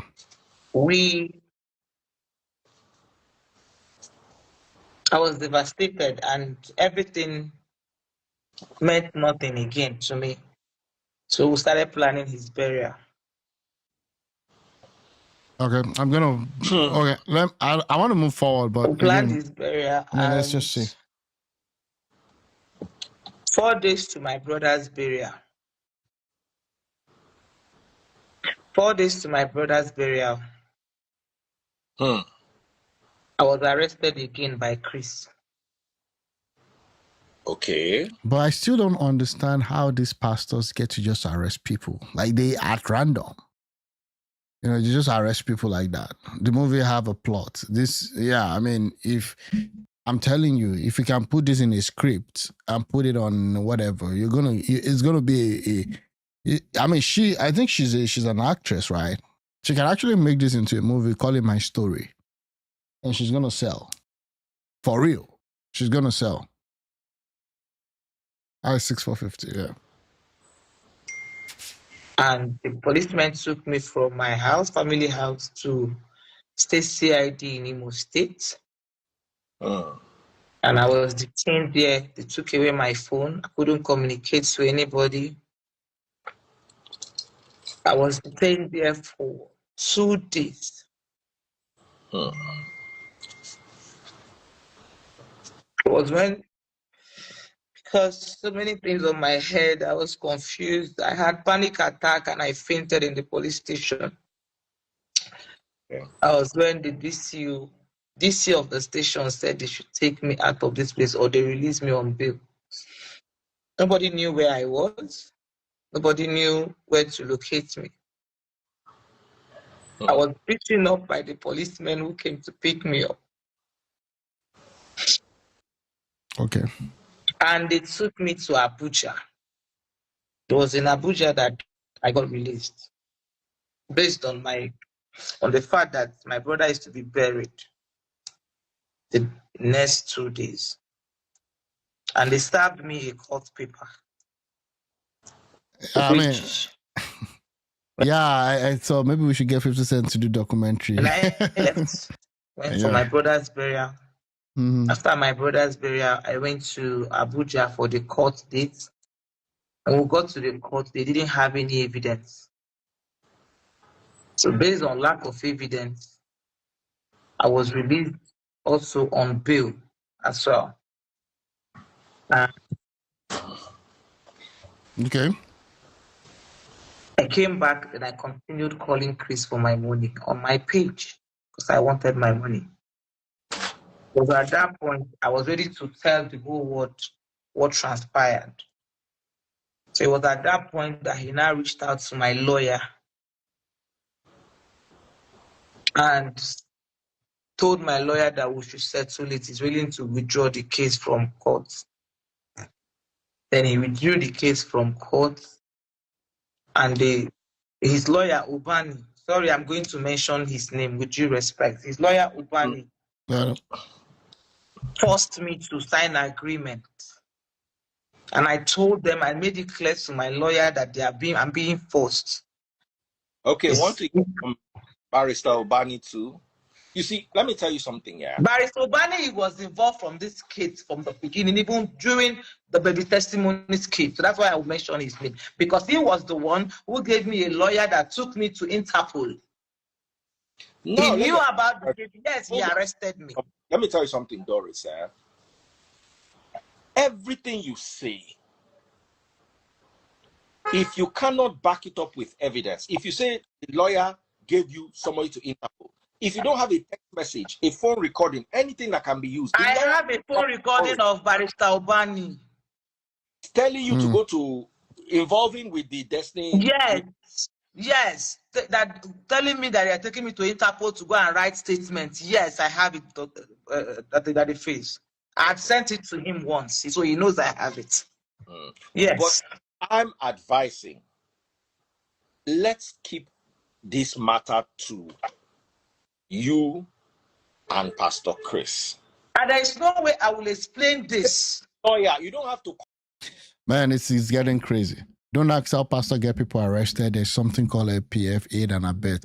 I agree with you. It's a painful state. Exactly. And that's why insecurity is ravaging the whole thing. The whole country. Yeah, 50 Cent actually produced a 4-part documentary series on Sean Diddy. Actually, I've seen him gone to various mainstream media to talk about that. And then, it's called The Reckoning.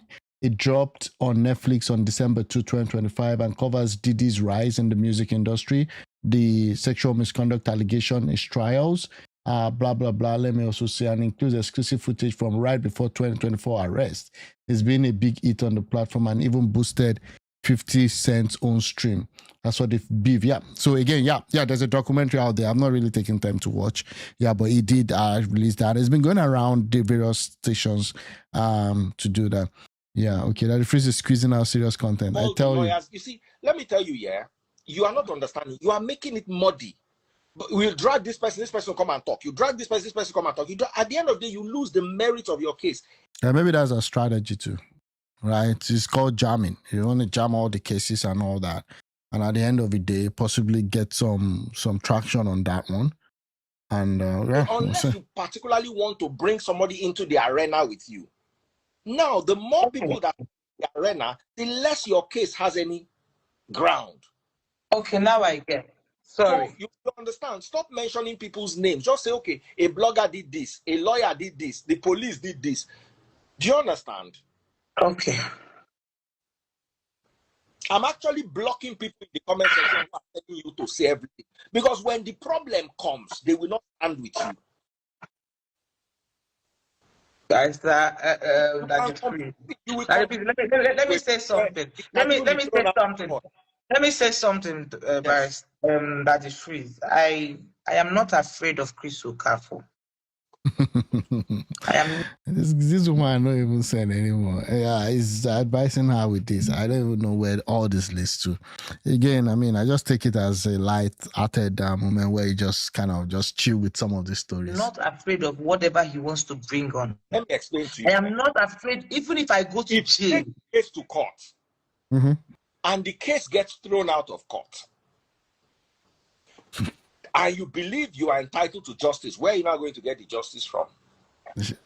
Okay, now I get. You understand? You have to be careful. These are the reasons why I want to leave Pastor Chris. Do you understand? This is what he did to me. This is what he did to me. This is what he did to me. But the cinema will not be long now if that's just it. I mean, this whole thing is 1 hour 40 minutes. On a normal day, everything, the main crux of the matter shouldn't be more than 5 minutes discussion. But again, you know, Daddy Freeze is trying to salvage the whole thing. But at the same time, he knows what he's doing. Because you see, it takes two to tango. Pastor Chris will have his own side of the story. I've settled so many as Free Nation leader. I've settled so many cases. You will think that, this person is 100% correct until the next person comes and starts to talk. Do you understand what I'm saying? I want him to come out and talk. I want him to come out and deny that we were not having an affair. What I want him to come out and deny that I'm not his girlfriend. I want him to come out and say. King, no, you're not nice. That the Freeze platform is for bad people. Doris, Pastor Chris, all are bad people. Who cares what happens to their lives, right? I tell you, he's minding the lady for content under the guise of being an honest broker. Yeah. Don't let them know that I'm trying to, let you tell your story. I agree. I don't think he's going to deny that. But my problem is, why don't you let us focus on, okay, I wanted you to finish, then I'll proffer some advice. Again, at the end of the day, I don't see anything happening in any court here. The guy wants to marry you, didn't marry you, and all that. I don't know, maybe it's just some low-level alcohol or something, or low percentage alcohol or something. Again, I mean, this is just more of a story. It's a tabloid. I would classify this as a tabloid gist. Not really like, what do you want to gain from this? Chapman Favor. It's the black one. Now you've told me what not to call him. Sorry, like I said, okay. I'm not going to call him. You can't be bringing this kind of people in your stuff and not be drinking some things now. At some point now. But let me tell you about this matter. This matter is as serious as when this baby testimonies case started. It was shaking the whole Facebook. And what I'm saying, why I mention names, because I know that somehow this case might get to court. But I won't mention the name again if you're not okay with it. I am on your page, so you have the right to control what I say here. See, the more names you mention, yes, the bigger the story, and the more the clout I will get. Yes, but you're not saying the real thing. Any good? And if I'm chasing clout, they mention everybody's name. Let's pull everybody inside. But I'm not here to chase clout. I'm here as your. I've come to your house before to sit down with you and try to find a resolution. Try to find a solution. So Daddy Chris don't they go our house too? Daddy Chris, careful. This lady's getting her keys from the attention. Daddy Chris, be careful. Maybe they don't mention your own name on another person's podcast. I'm just saying my own. No. The only reason you live is because there's a possibility that Pastor Chris Okafor may watch this and there might be room for settlement. Okay, what does Doris want? What does Pastor Chris want? How can we move forward in such a way that you can move on with your life and he can move on with his life? There must be something that we can find, because that's what even the court will first say, okay, you guys go and see how you can sort it out on your own. Okay, let me go straight to the point. You see, Oh, this straight to the matter for me. point. This is 50 minutes into the conversation. I see people saying marriage is not by force and all that. So someone's just said it here. It's not about the marriage for me. It's about during this case. The video I'm going to send you that I screenshot from our chat. Chris sent it to his lawyer. His lawyer sent it to his son. This was our private video where he asked me to touch myself and send to him. We've heard that one before now. His lawyer sent it to his son. Not people do in relationships. Yes. Some people have their fantasies. People have what turned them on. This is our own. This is what he likes. Sent it out to a lawyer. He sent it out to a lawyer, his lawyer. And his lawyer sent it out to his son. And the son, in turn, sent it back to my lawyer. You can imagine my lawyer, who had so much respect for me, now seeing my body, touching my private parts. Doesn't sound good. What the hell? What is this? What is this, bro? Wait, it's like she's intentionally calling names and acting like Mumu. It's like what she knows and can say is beyond the matter she's tendering.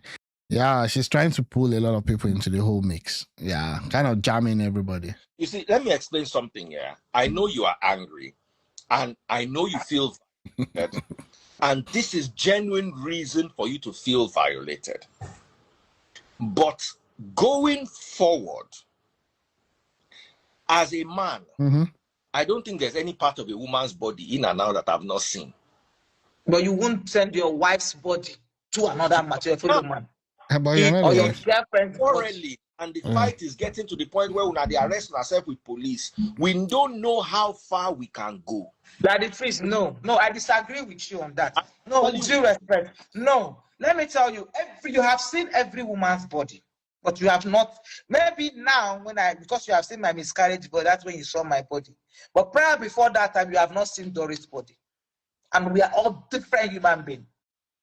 So every woman's body is not the same. My breast is standing. There are people their breast is falling. What the hell?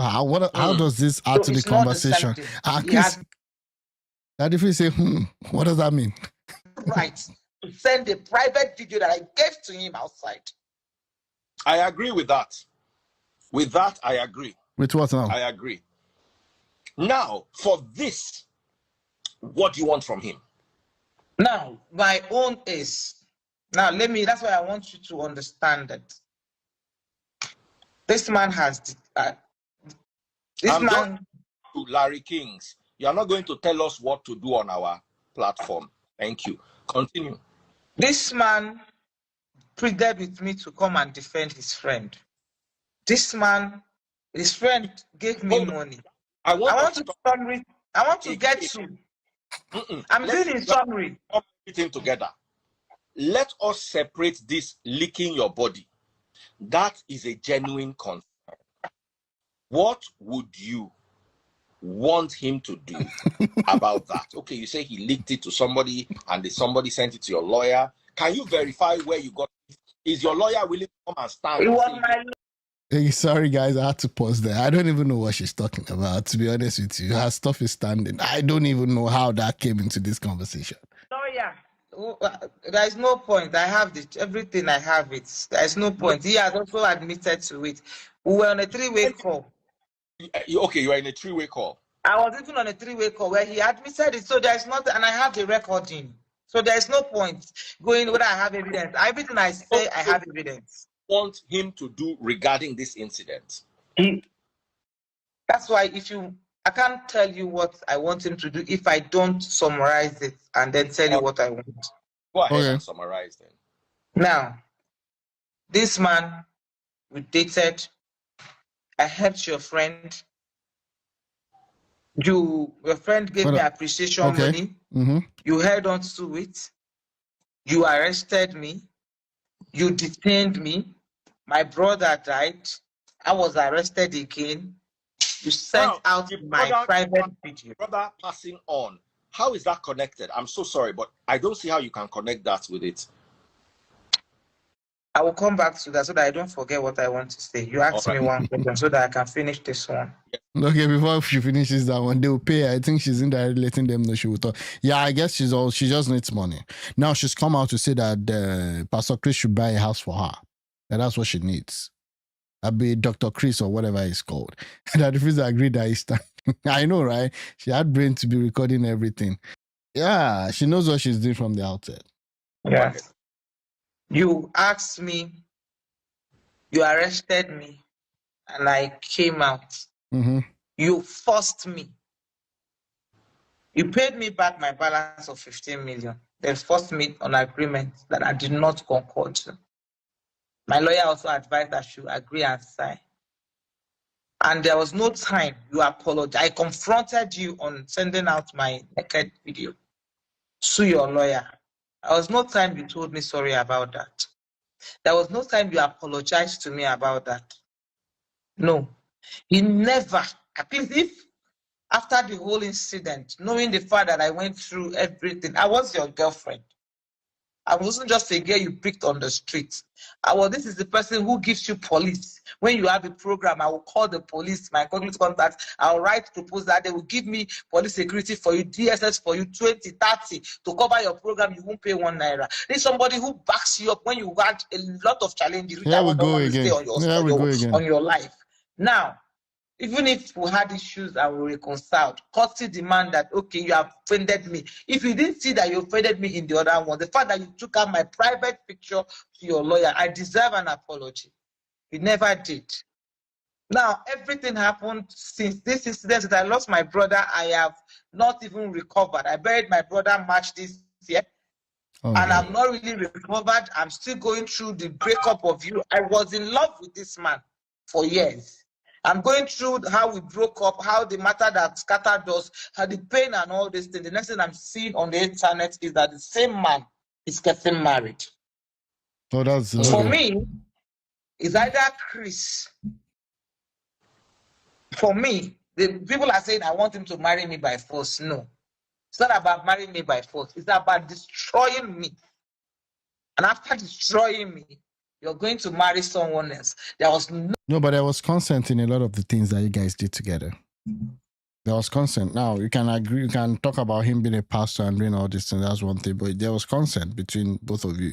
You yourself left your husband, even while still married to your husband, you were doing a lot of all these other shenanigans. The matter don't shift there. It's like she's the one using that phrase. She has an agenda, that I believe. She has an agenda. And I think it all boils down to money, actually. No apology, nothing. Because you feel I'm nothing. Then you want to marry another person. With due respect to him, that's why I said, that marriage is either he buy me or both of us remain single. What? Unless I don't know when they did the marriage. It's not about forcing myself on him. It's about revenge for me. Revenge? It's about pain. Oh, it's not about consent. It's like she helps him carry a sacrifice. Okay. Sorry, we'll see. They brought light. Let me change inverter. All right. Okay, NEPA things, or PHCN things. Yeah, it's about consent, sir. So come ask.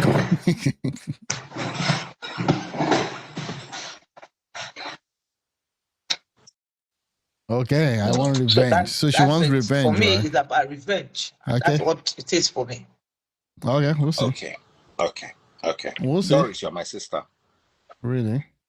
And I believe I can advise you. I can never force you to take my advice.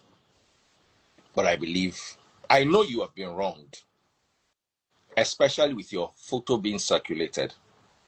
That's very humiliating and painful for a woman. For real. What if he's ready to apologize just for the sake of peace? Would that work? Would that work? Because you see, Doris, I can see he wants to get married. He wants to move on life. He wants to move on. You guys might have. He wants to be a responsible man. So that's why he's now getting married. After roaming around the streets for God knows when. And now she's also claiming, I don't know if she's going to be in this clip, she's now saying that there's actually 3 other ladies. So they're forming like a class now. Maybe we're going to get a class suit or a class action. I mean, allegedly though. Loved each other. You guys might have had a great relationship. But where the relationship is now, you guys have more or less become enemies. And I do not want a situation where for the rest of your life, you are chasing him to try to pull him down, and he's chasing you to try to pull him down. Is there any way that this can go away? Are there people that can sit down? I know you are sad. Listen to me, Doris. I know you are. What is this? I know you've been through a lot. I will. Oh, now we go to the emotional side of things, right? Okay. Again, and I'm not making light of what she's going through or something. You know, people react differently. But again, I mean, you want revenge, now you're crying. Never undermine your pain. But you cannot continue to be like this. You have to move on. Marriage is not the end of the world, and you cannot force marriage.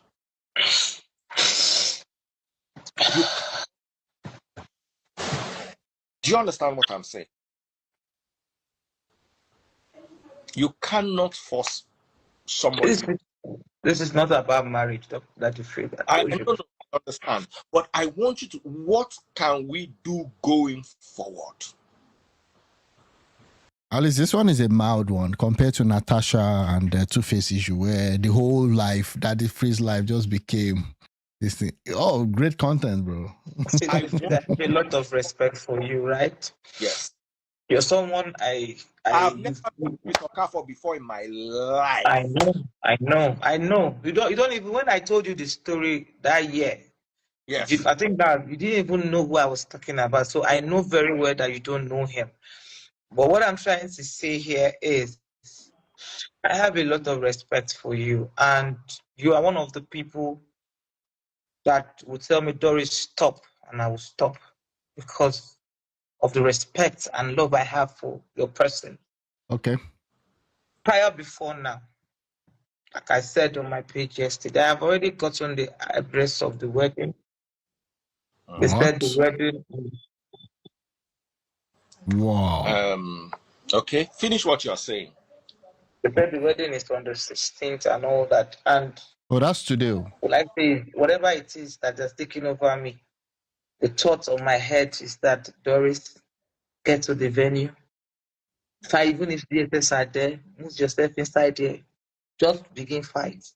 Begin quarrel. Just do it. But yesterday I broke down too. Like I've not closed this eyes since 3 days. Ask people around me. I have my colleague Dauda here. I have Diggity on him. My eyes has not closed since 3 days. Wow. I have a lot on my head. Wow. But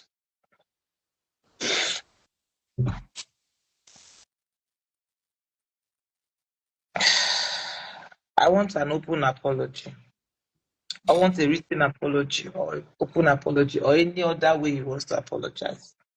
Okay, so if you can get an apology from Pastor Chris Okafor, he has to apologize. He has to be genuine about the apology. Then we move from. Okay. It's not just say, let me tell her sorry, then we move from there. And the Chris that I know, let me tell you the Chris that I know. People might think I am crazy. No, it takes you to fight Chris this much to get Chris to listen and have sense. It's somebody I've known for years. I've defended his nonsense. He was just arrested 2 months ago. Oh, really? So I know his excesses and all the things I can't say here. But I won't say it because I see that you don't want me to say it. I can see that you're protecting me because if you leave me, I don't want us to move. You see, Doris, I remember there was a time when Mr. Ibu's case was on and you were talking. You are happy. She don't sign. She don't sign. Hi, Emeka. Again, I don't even know the arrest she's talking about. Was he arrested? Person. Yeah. You are a happy person. I don't see that Doris anymore. Now it's like problem. Last time I came to your house till today, problem.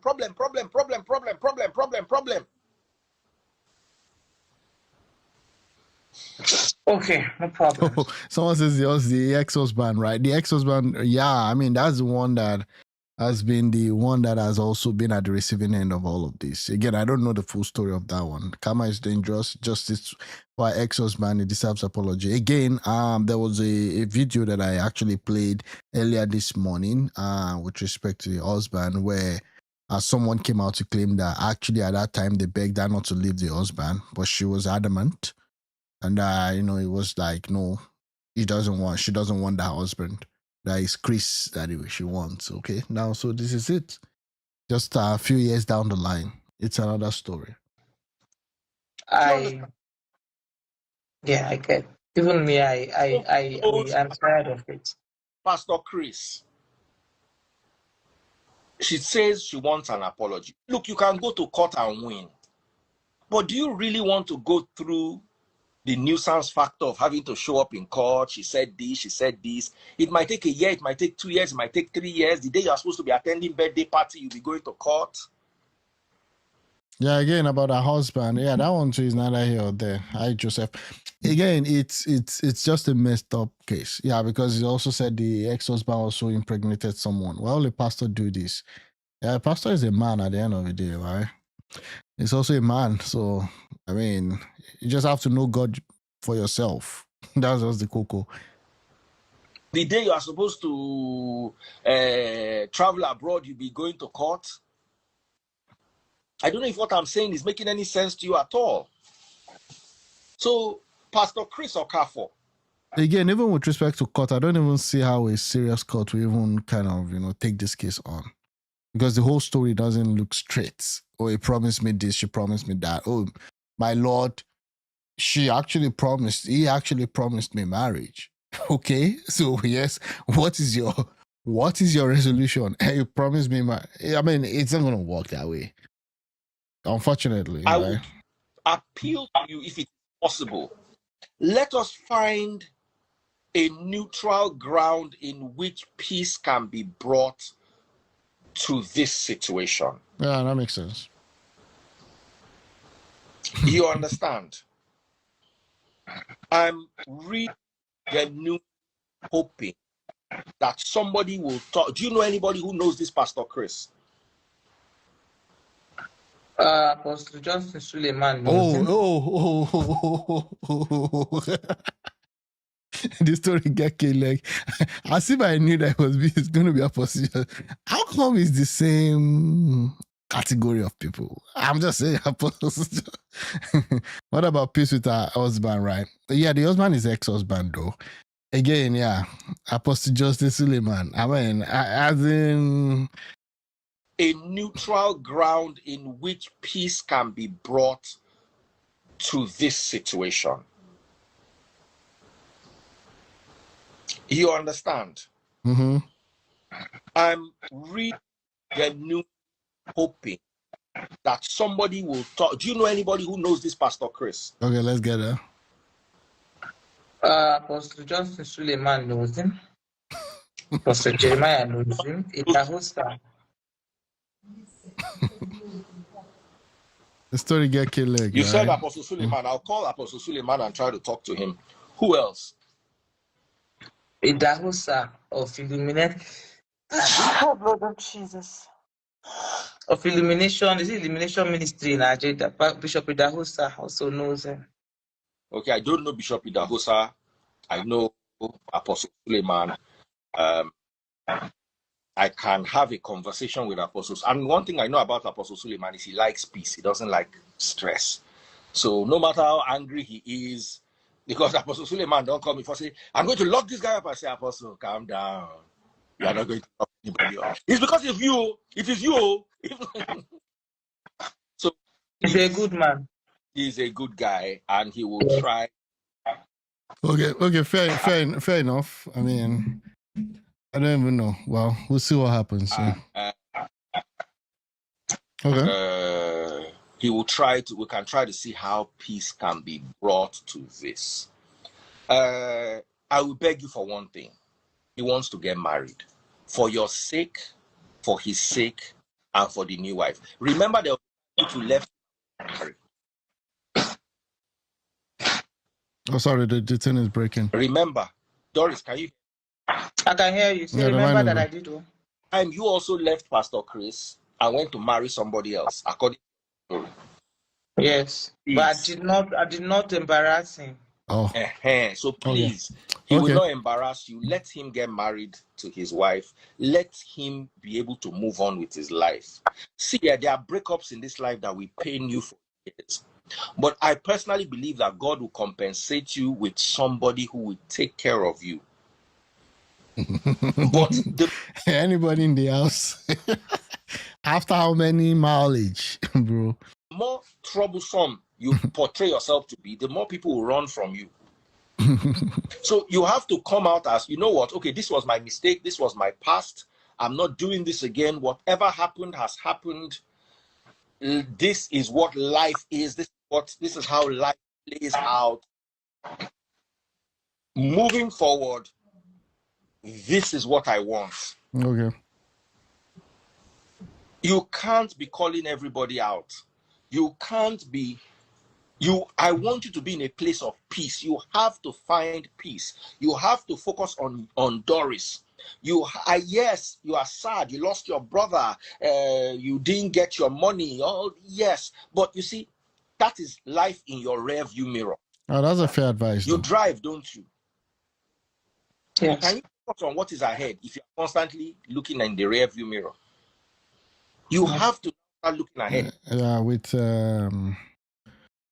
With automated system right now, you can do that though. Just kidding. I'm not saying you were, especially those videos. With and I want to see self-driving. all the videos because it depends on what was leaked, the gravity of what was leaked. Why do you want to see all the I'm sending video? it to you after this live. Why do you want to see all the video, Daddy Freeze? I'm just saying.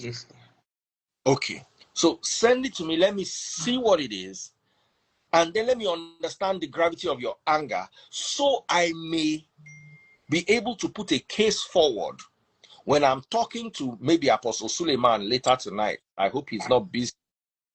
When I'm talking to him, I can say that girl is really, really upset. And this is the reason why she's upset. Do you know Victoria Inyama? Oh, yes. Can I bring her to the live? Oh, somebody has entered the chat. Okay. Somebody just entered the live. Trained professionals. Victoria is a trained psychologist. That's the only reason why I want to bring her. Hi, Hamad. I'm not bringing anybody to come and gist. Maybe when what's her name goes, Doris, we can now come and have conversations about it. But Doris, can you imagine you just putting your life out there? People are coming to talk. People that don't even know you from anywhere. It's quite interesting. Is here and she's looking for solution, not looking for hot gossip. We are not here to gossip. We are here to help someone who has gone through a lot. Fair enough. Hold on. Sorry, I'm not used to this thing. Oh shit. Okay, I'll turn it around. Yes. Victoria, Vicky baby, how are you doing? Doris, I'm good. Okay, are you okay? Good evening. Good evening. Last time I saw you was in Pastor Toby's house in London. Tell them. I'm a boy. Tell them. Okay. We're all eating together. Joe, please. I just wanted to add some laughter. I will not like Facebook. Hey, Doris. Finest mama. I'm going to talk to you off camera. Okay, that sounds mature. Yeah, that sounds mature. I don't want to.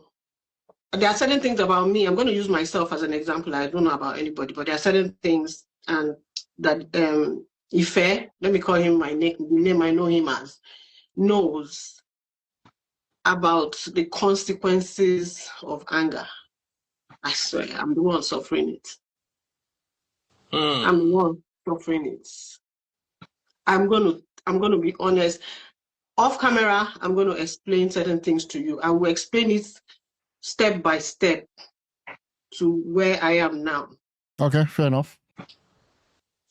Yeah, fair enough. Yeah. I don't know this person you're talking about, right? With due respect, but you will not get any apology. I'm sorry. First time I heard you, I watched. You cried from you're crying from your soul. Even your spirit is vexed. Okay. It's not good for you. A lot of times when we forgive people, or when we let it go, not because of them, because of us. And I am a typical, when I explain it to you, and I think God is putting me through what he's putting me through so that I'll be able to support other people based on my experience, apart from the psychological implications. You have not slept. Okay. There's a thin line between sanity and insanity. Very thin. Lack of sleep. Lack of sleep will make you sick. Lack of sleep causes cancer. Please go and research this thing I'm telling you. Lack of sleep causes psychosis. Oh, yeah, but again, that's if it's subsequent for a longer period, right? It causes gastric disorders. If you eat now, you will vomit. Really? If you attempt to, I'm sure when you're drinking water, you act as if you're choking. Because all your veins and your nerves and arteries, blood arteries are all tightened. I always say one thing in my clinic. The mind is the heaviest part of the body, yet it's the most invisible. Nobody can see the mind, but it is heavy. It's heavier than your head. It's heavier than your body. Right? Now, what you're doing to yourself, you're poisoning yourself, thinking that the other person will die. Well, that's a fair point. Bye. Okay, we'll buy. Sorry. No, it's not going to happen.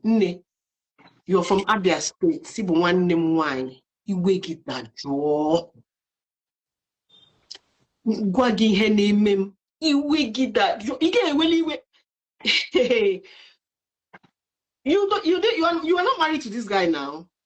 Exactly, right? I still don't understand the entitlement, right? You should be smart for you to know that, number one, you already have your own history.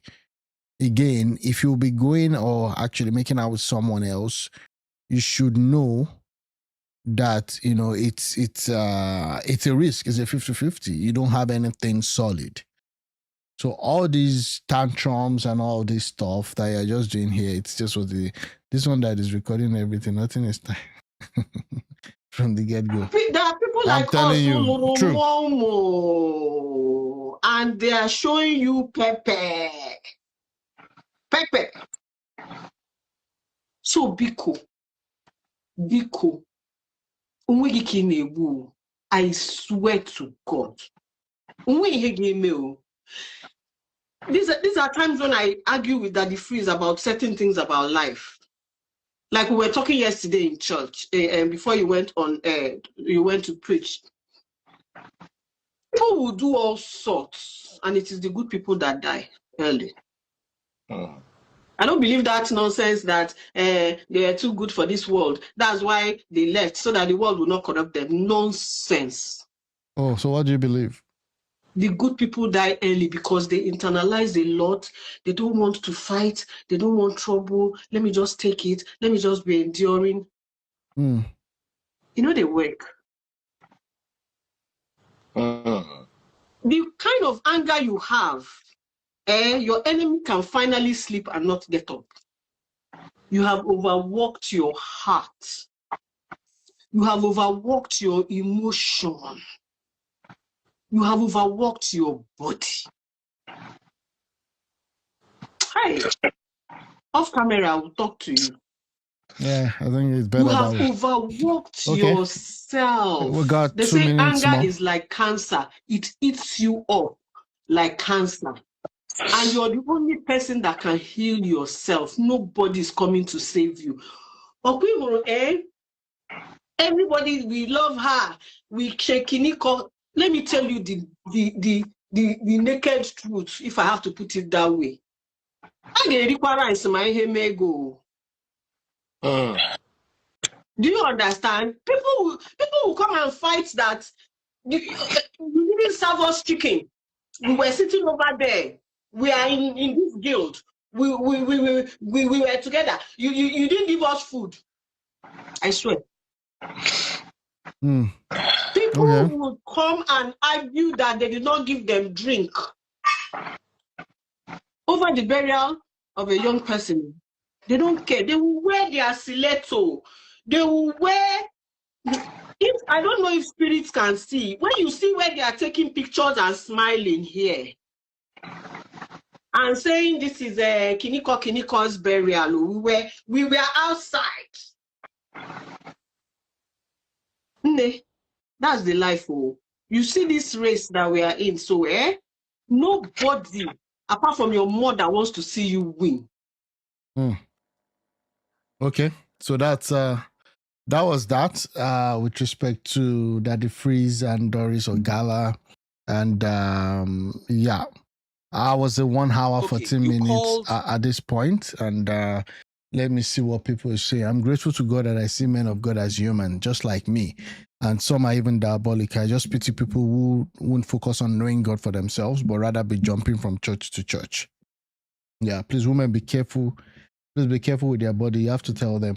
You see, you're pastor of the end times. Yeah, it's just crazy. These pastors get no shame. I mean, a lot of people are commenting and all that. Almost 70,000 views for that. And yeah, that was it. Oh, it actually did have a 3 hour 25 minutes chat. That was 1 day ago. And yeah, that's that about that. I'm not gonna listen to that. It is what it is. So guys, thanks a lot for watching. Please, if you've not subscribed, please do help subscribe to this channel. Thanks for the like, thanks for the share, thanks for the contribution. I really do appreciate. There are other things politics related, because we do cover basically politics and things that are going on even in Nigeria as our focus and things around the world. We'll definitely be getting to that possibly sometimes later in the day or tomorrow. So this is where we are. Thanks a lot for watching. I really appreciate. Thanks, Canary King. I really appreciate. Everybody have a good one. Hi, okay. Thanks for joining. I really appreciate. Please, if you've not subscribed, please do help subscribe. I'll catch you guys later and have a very good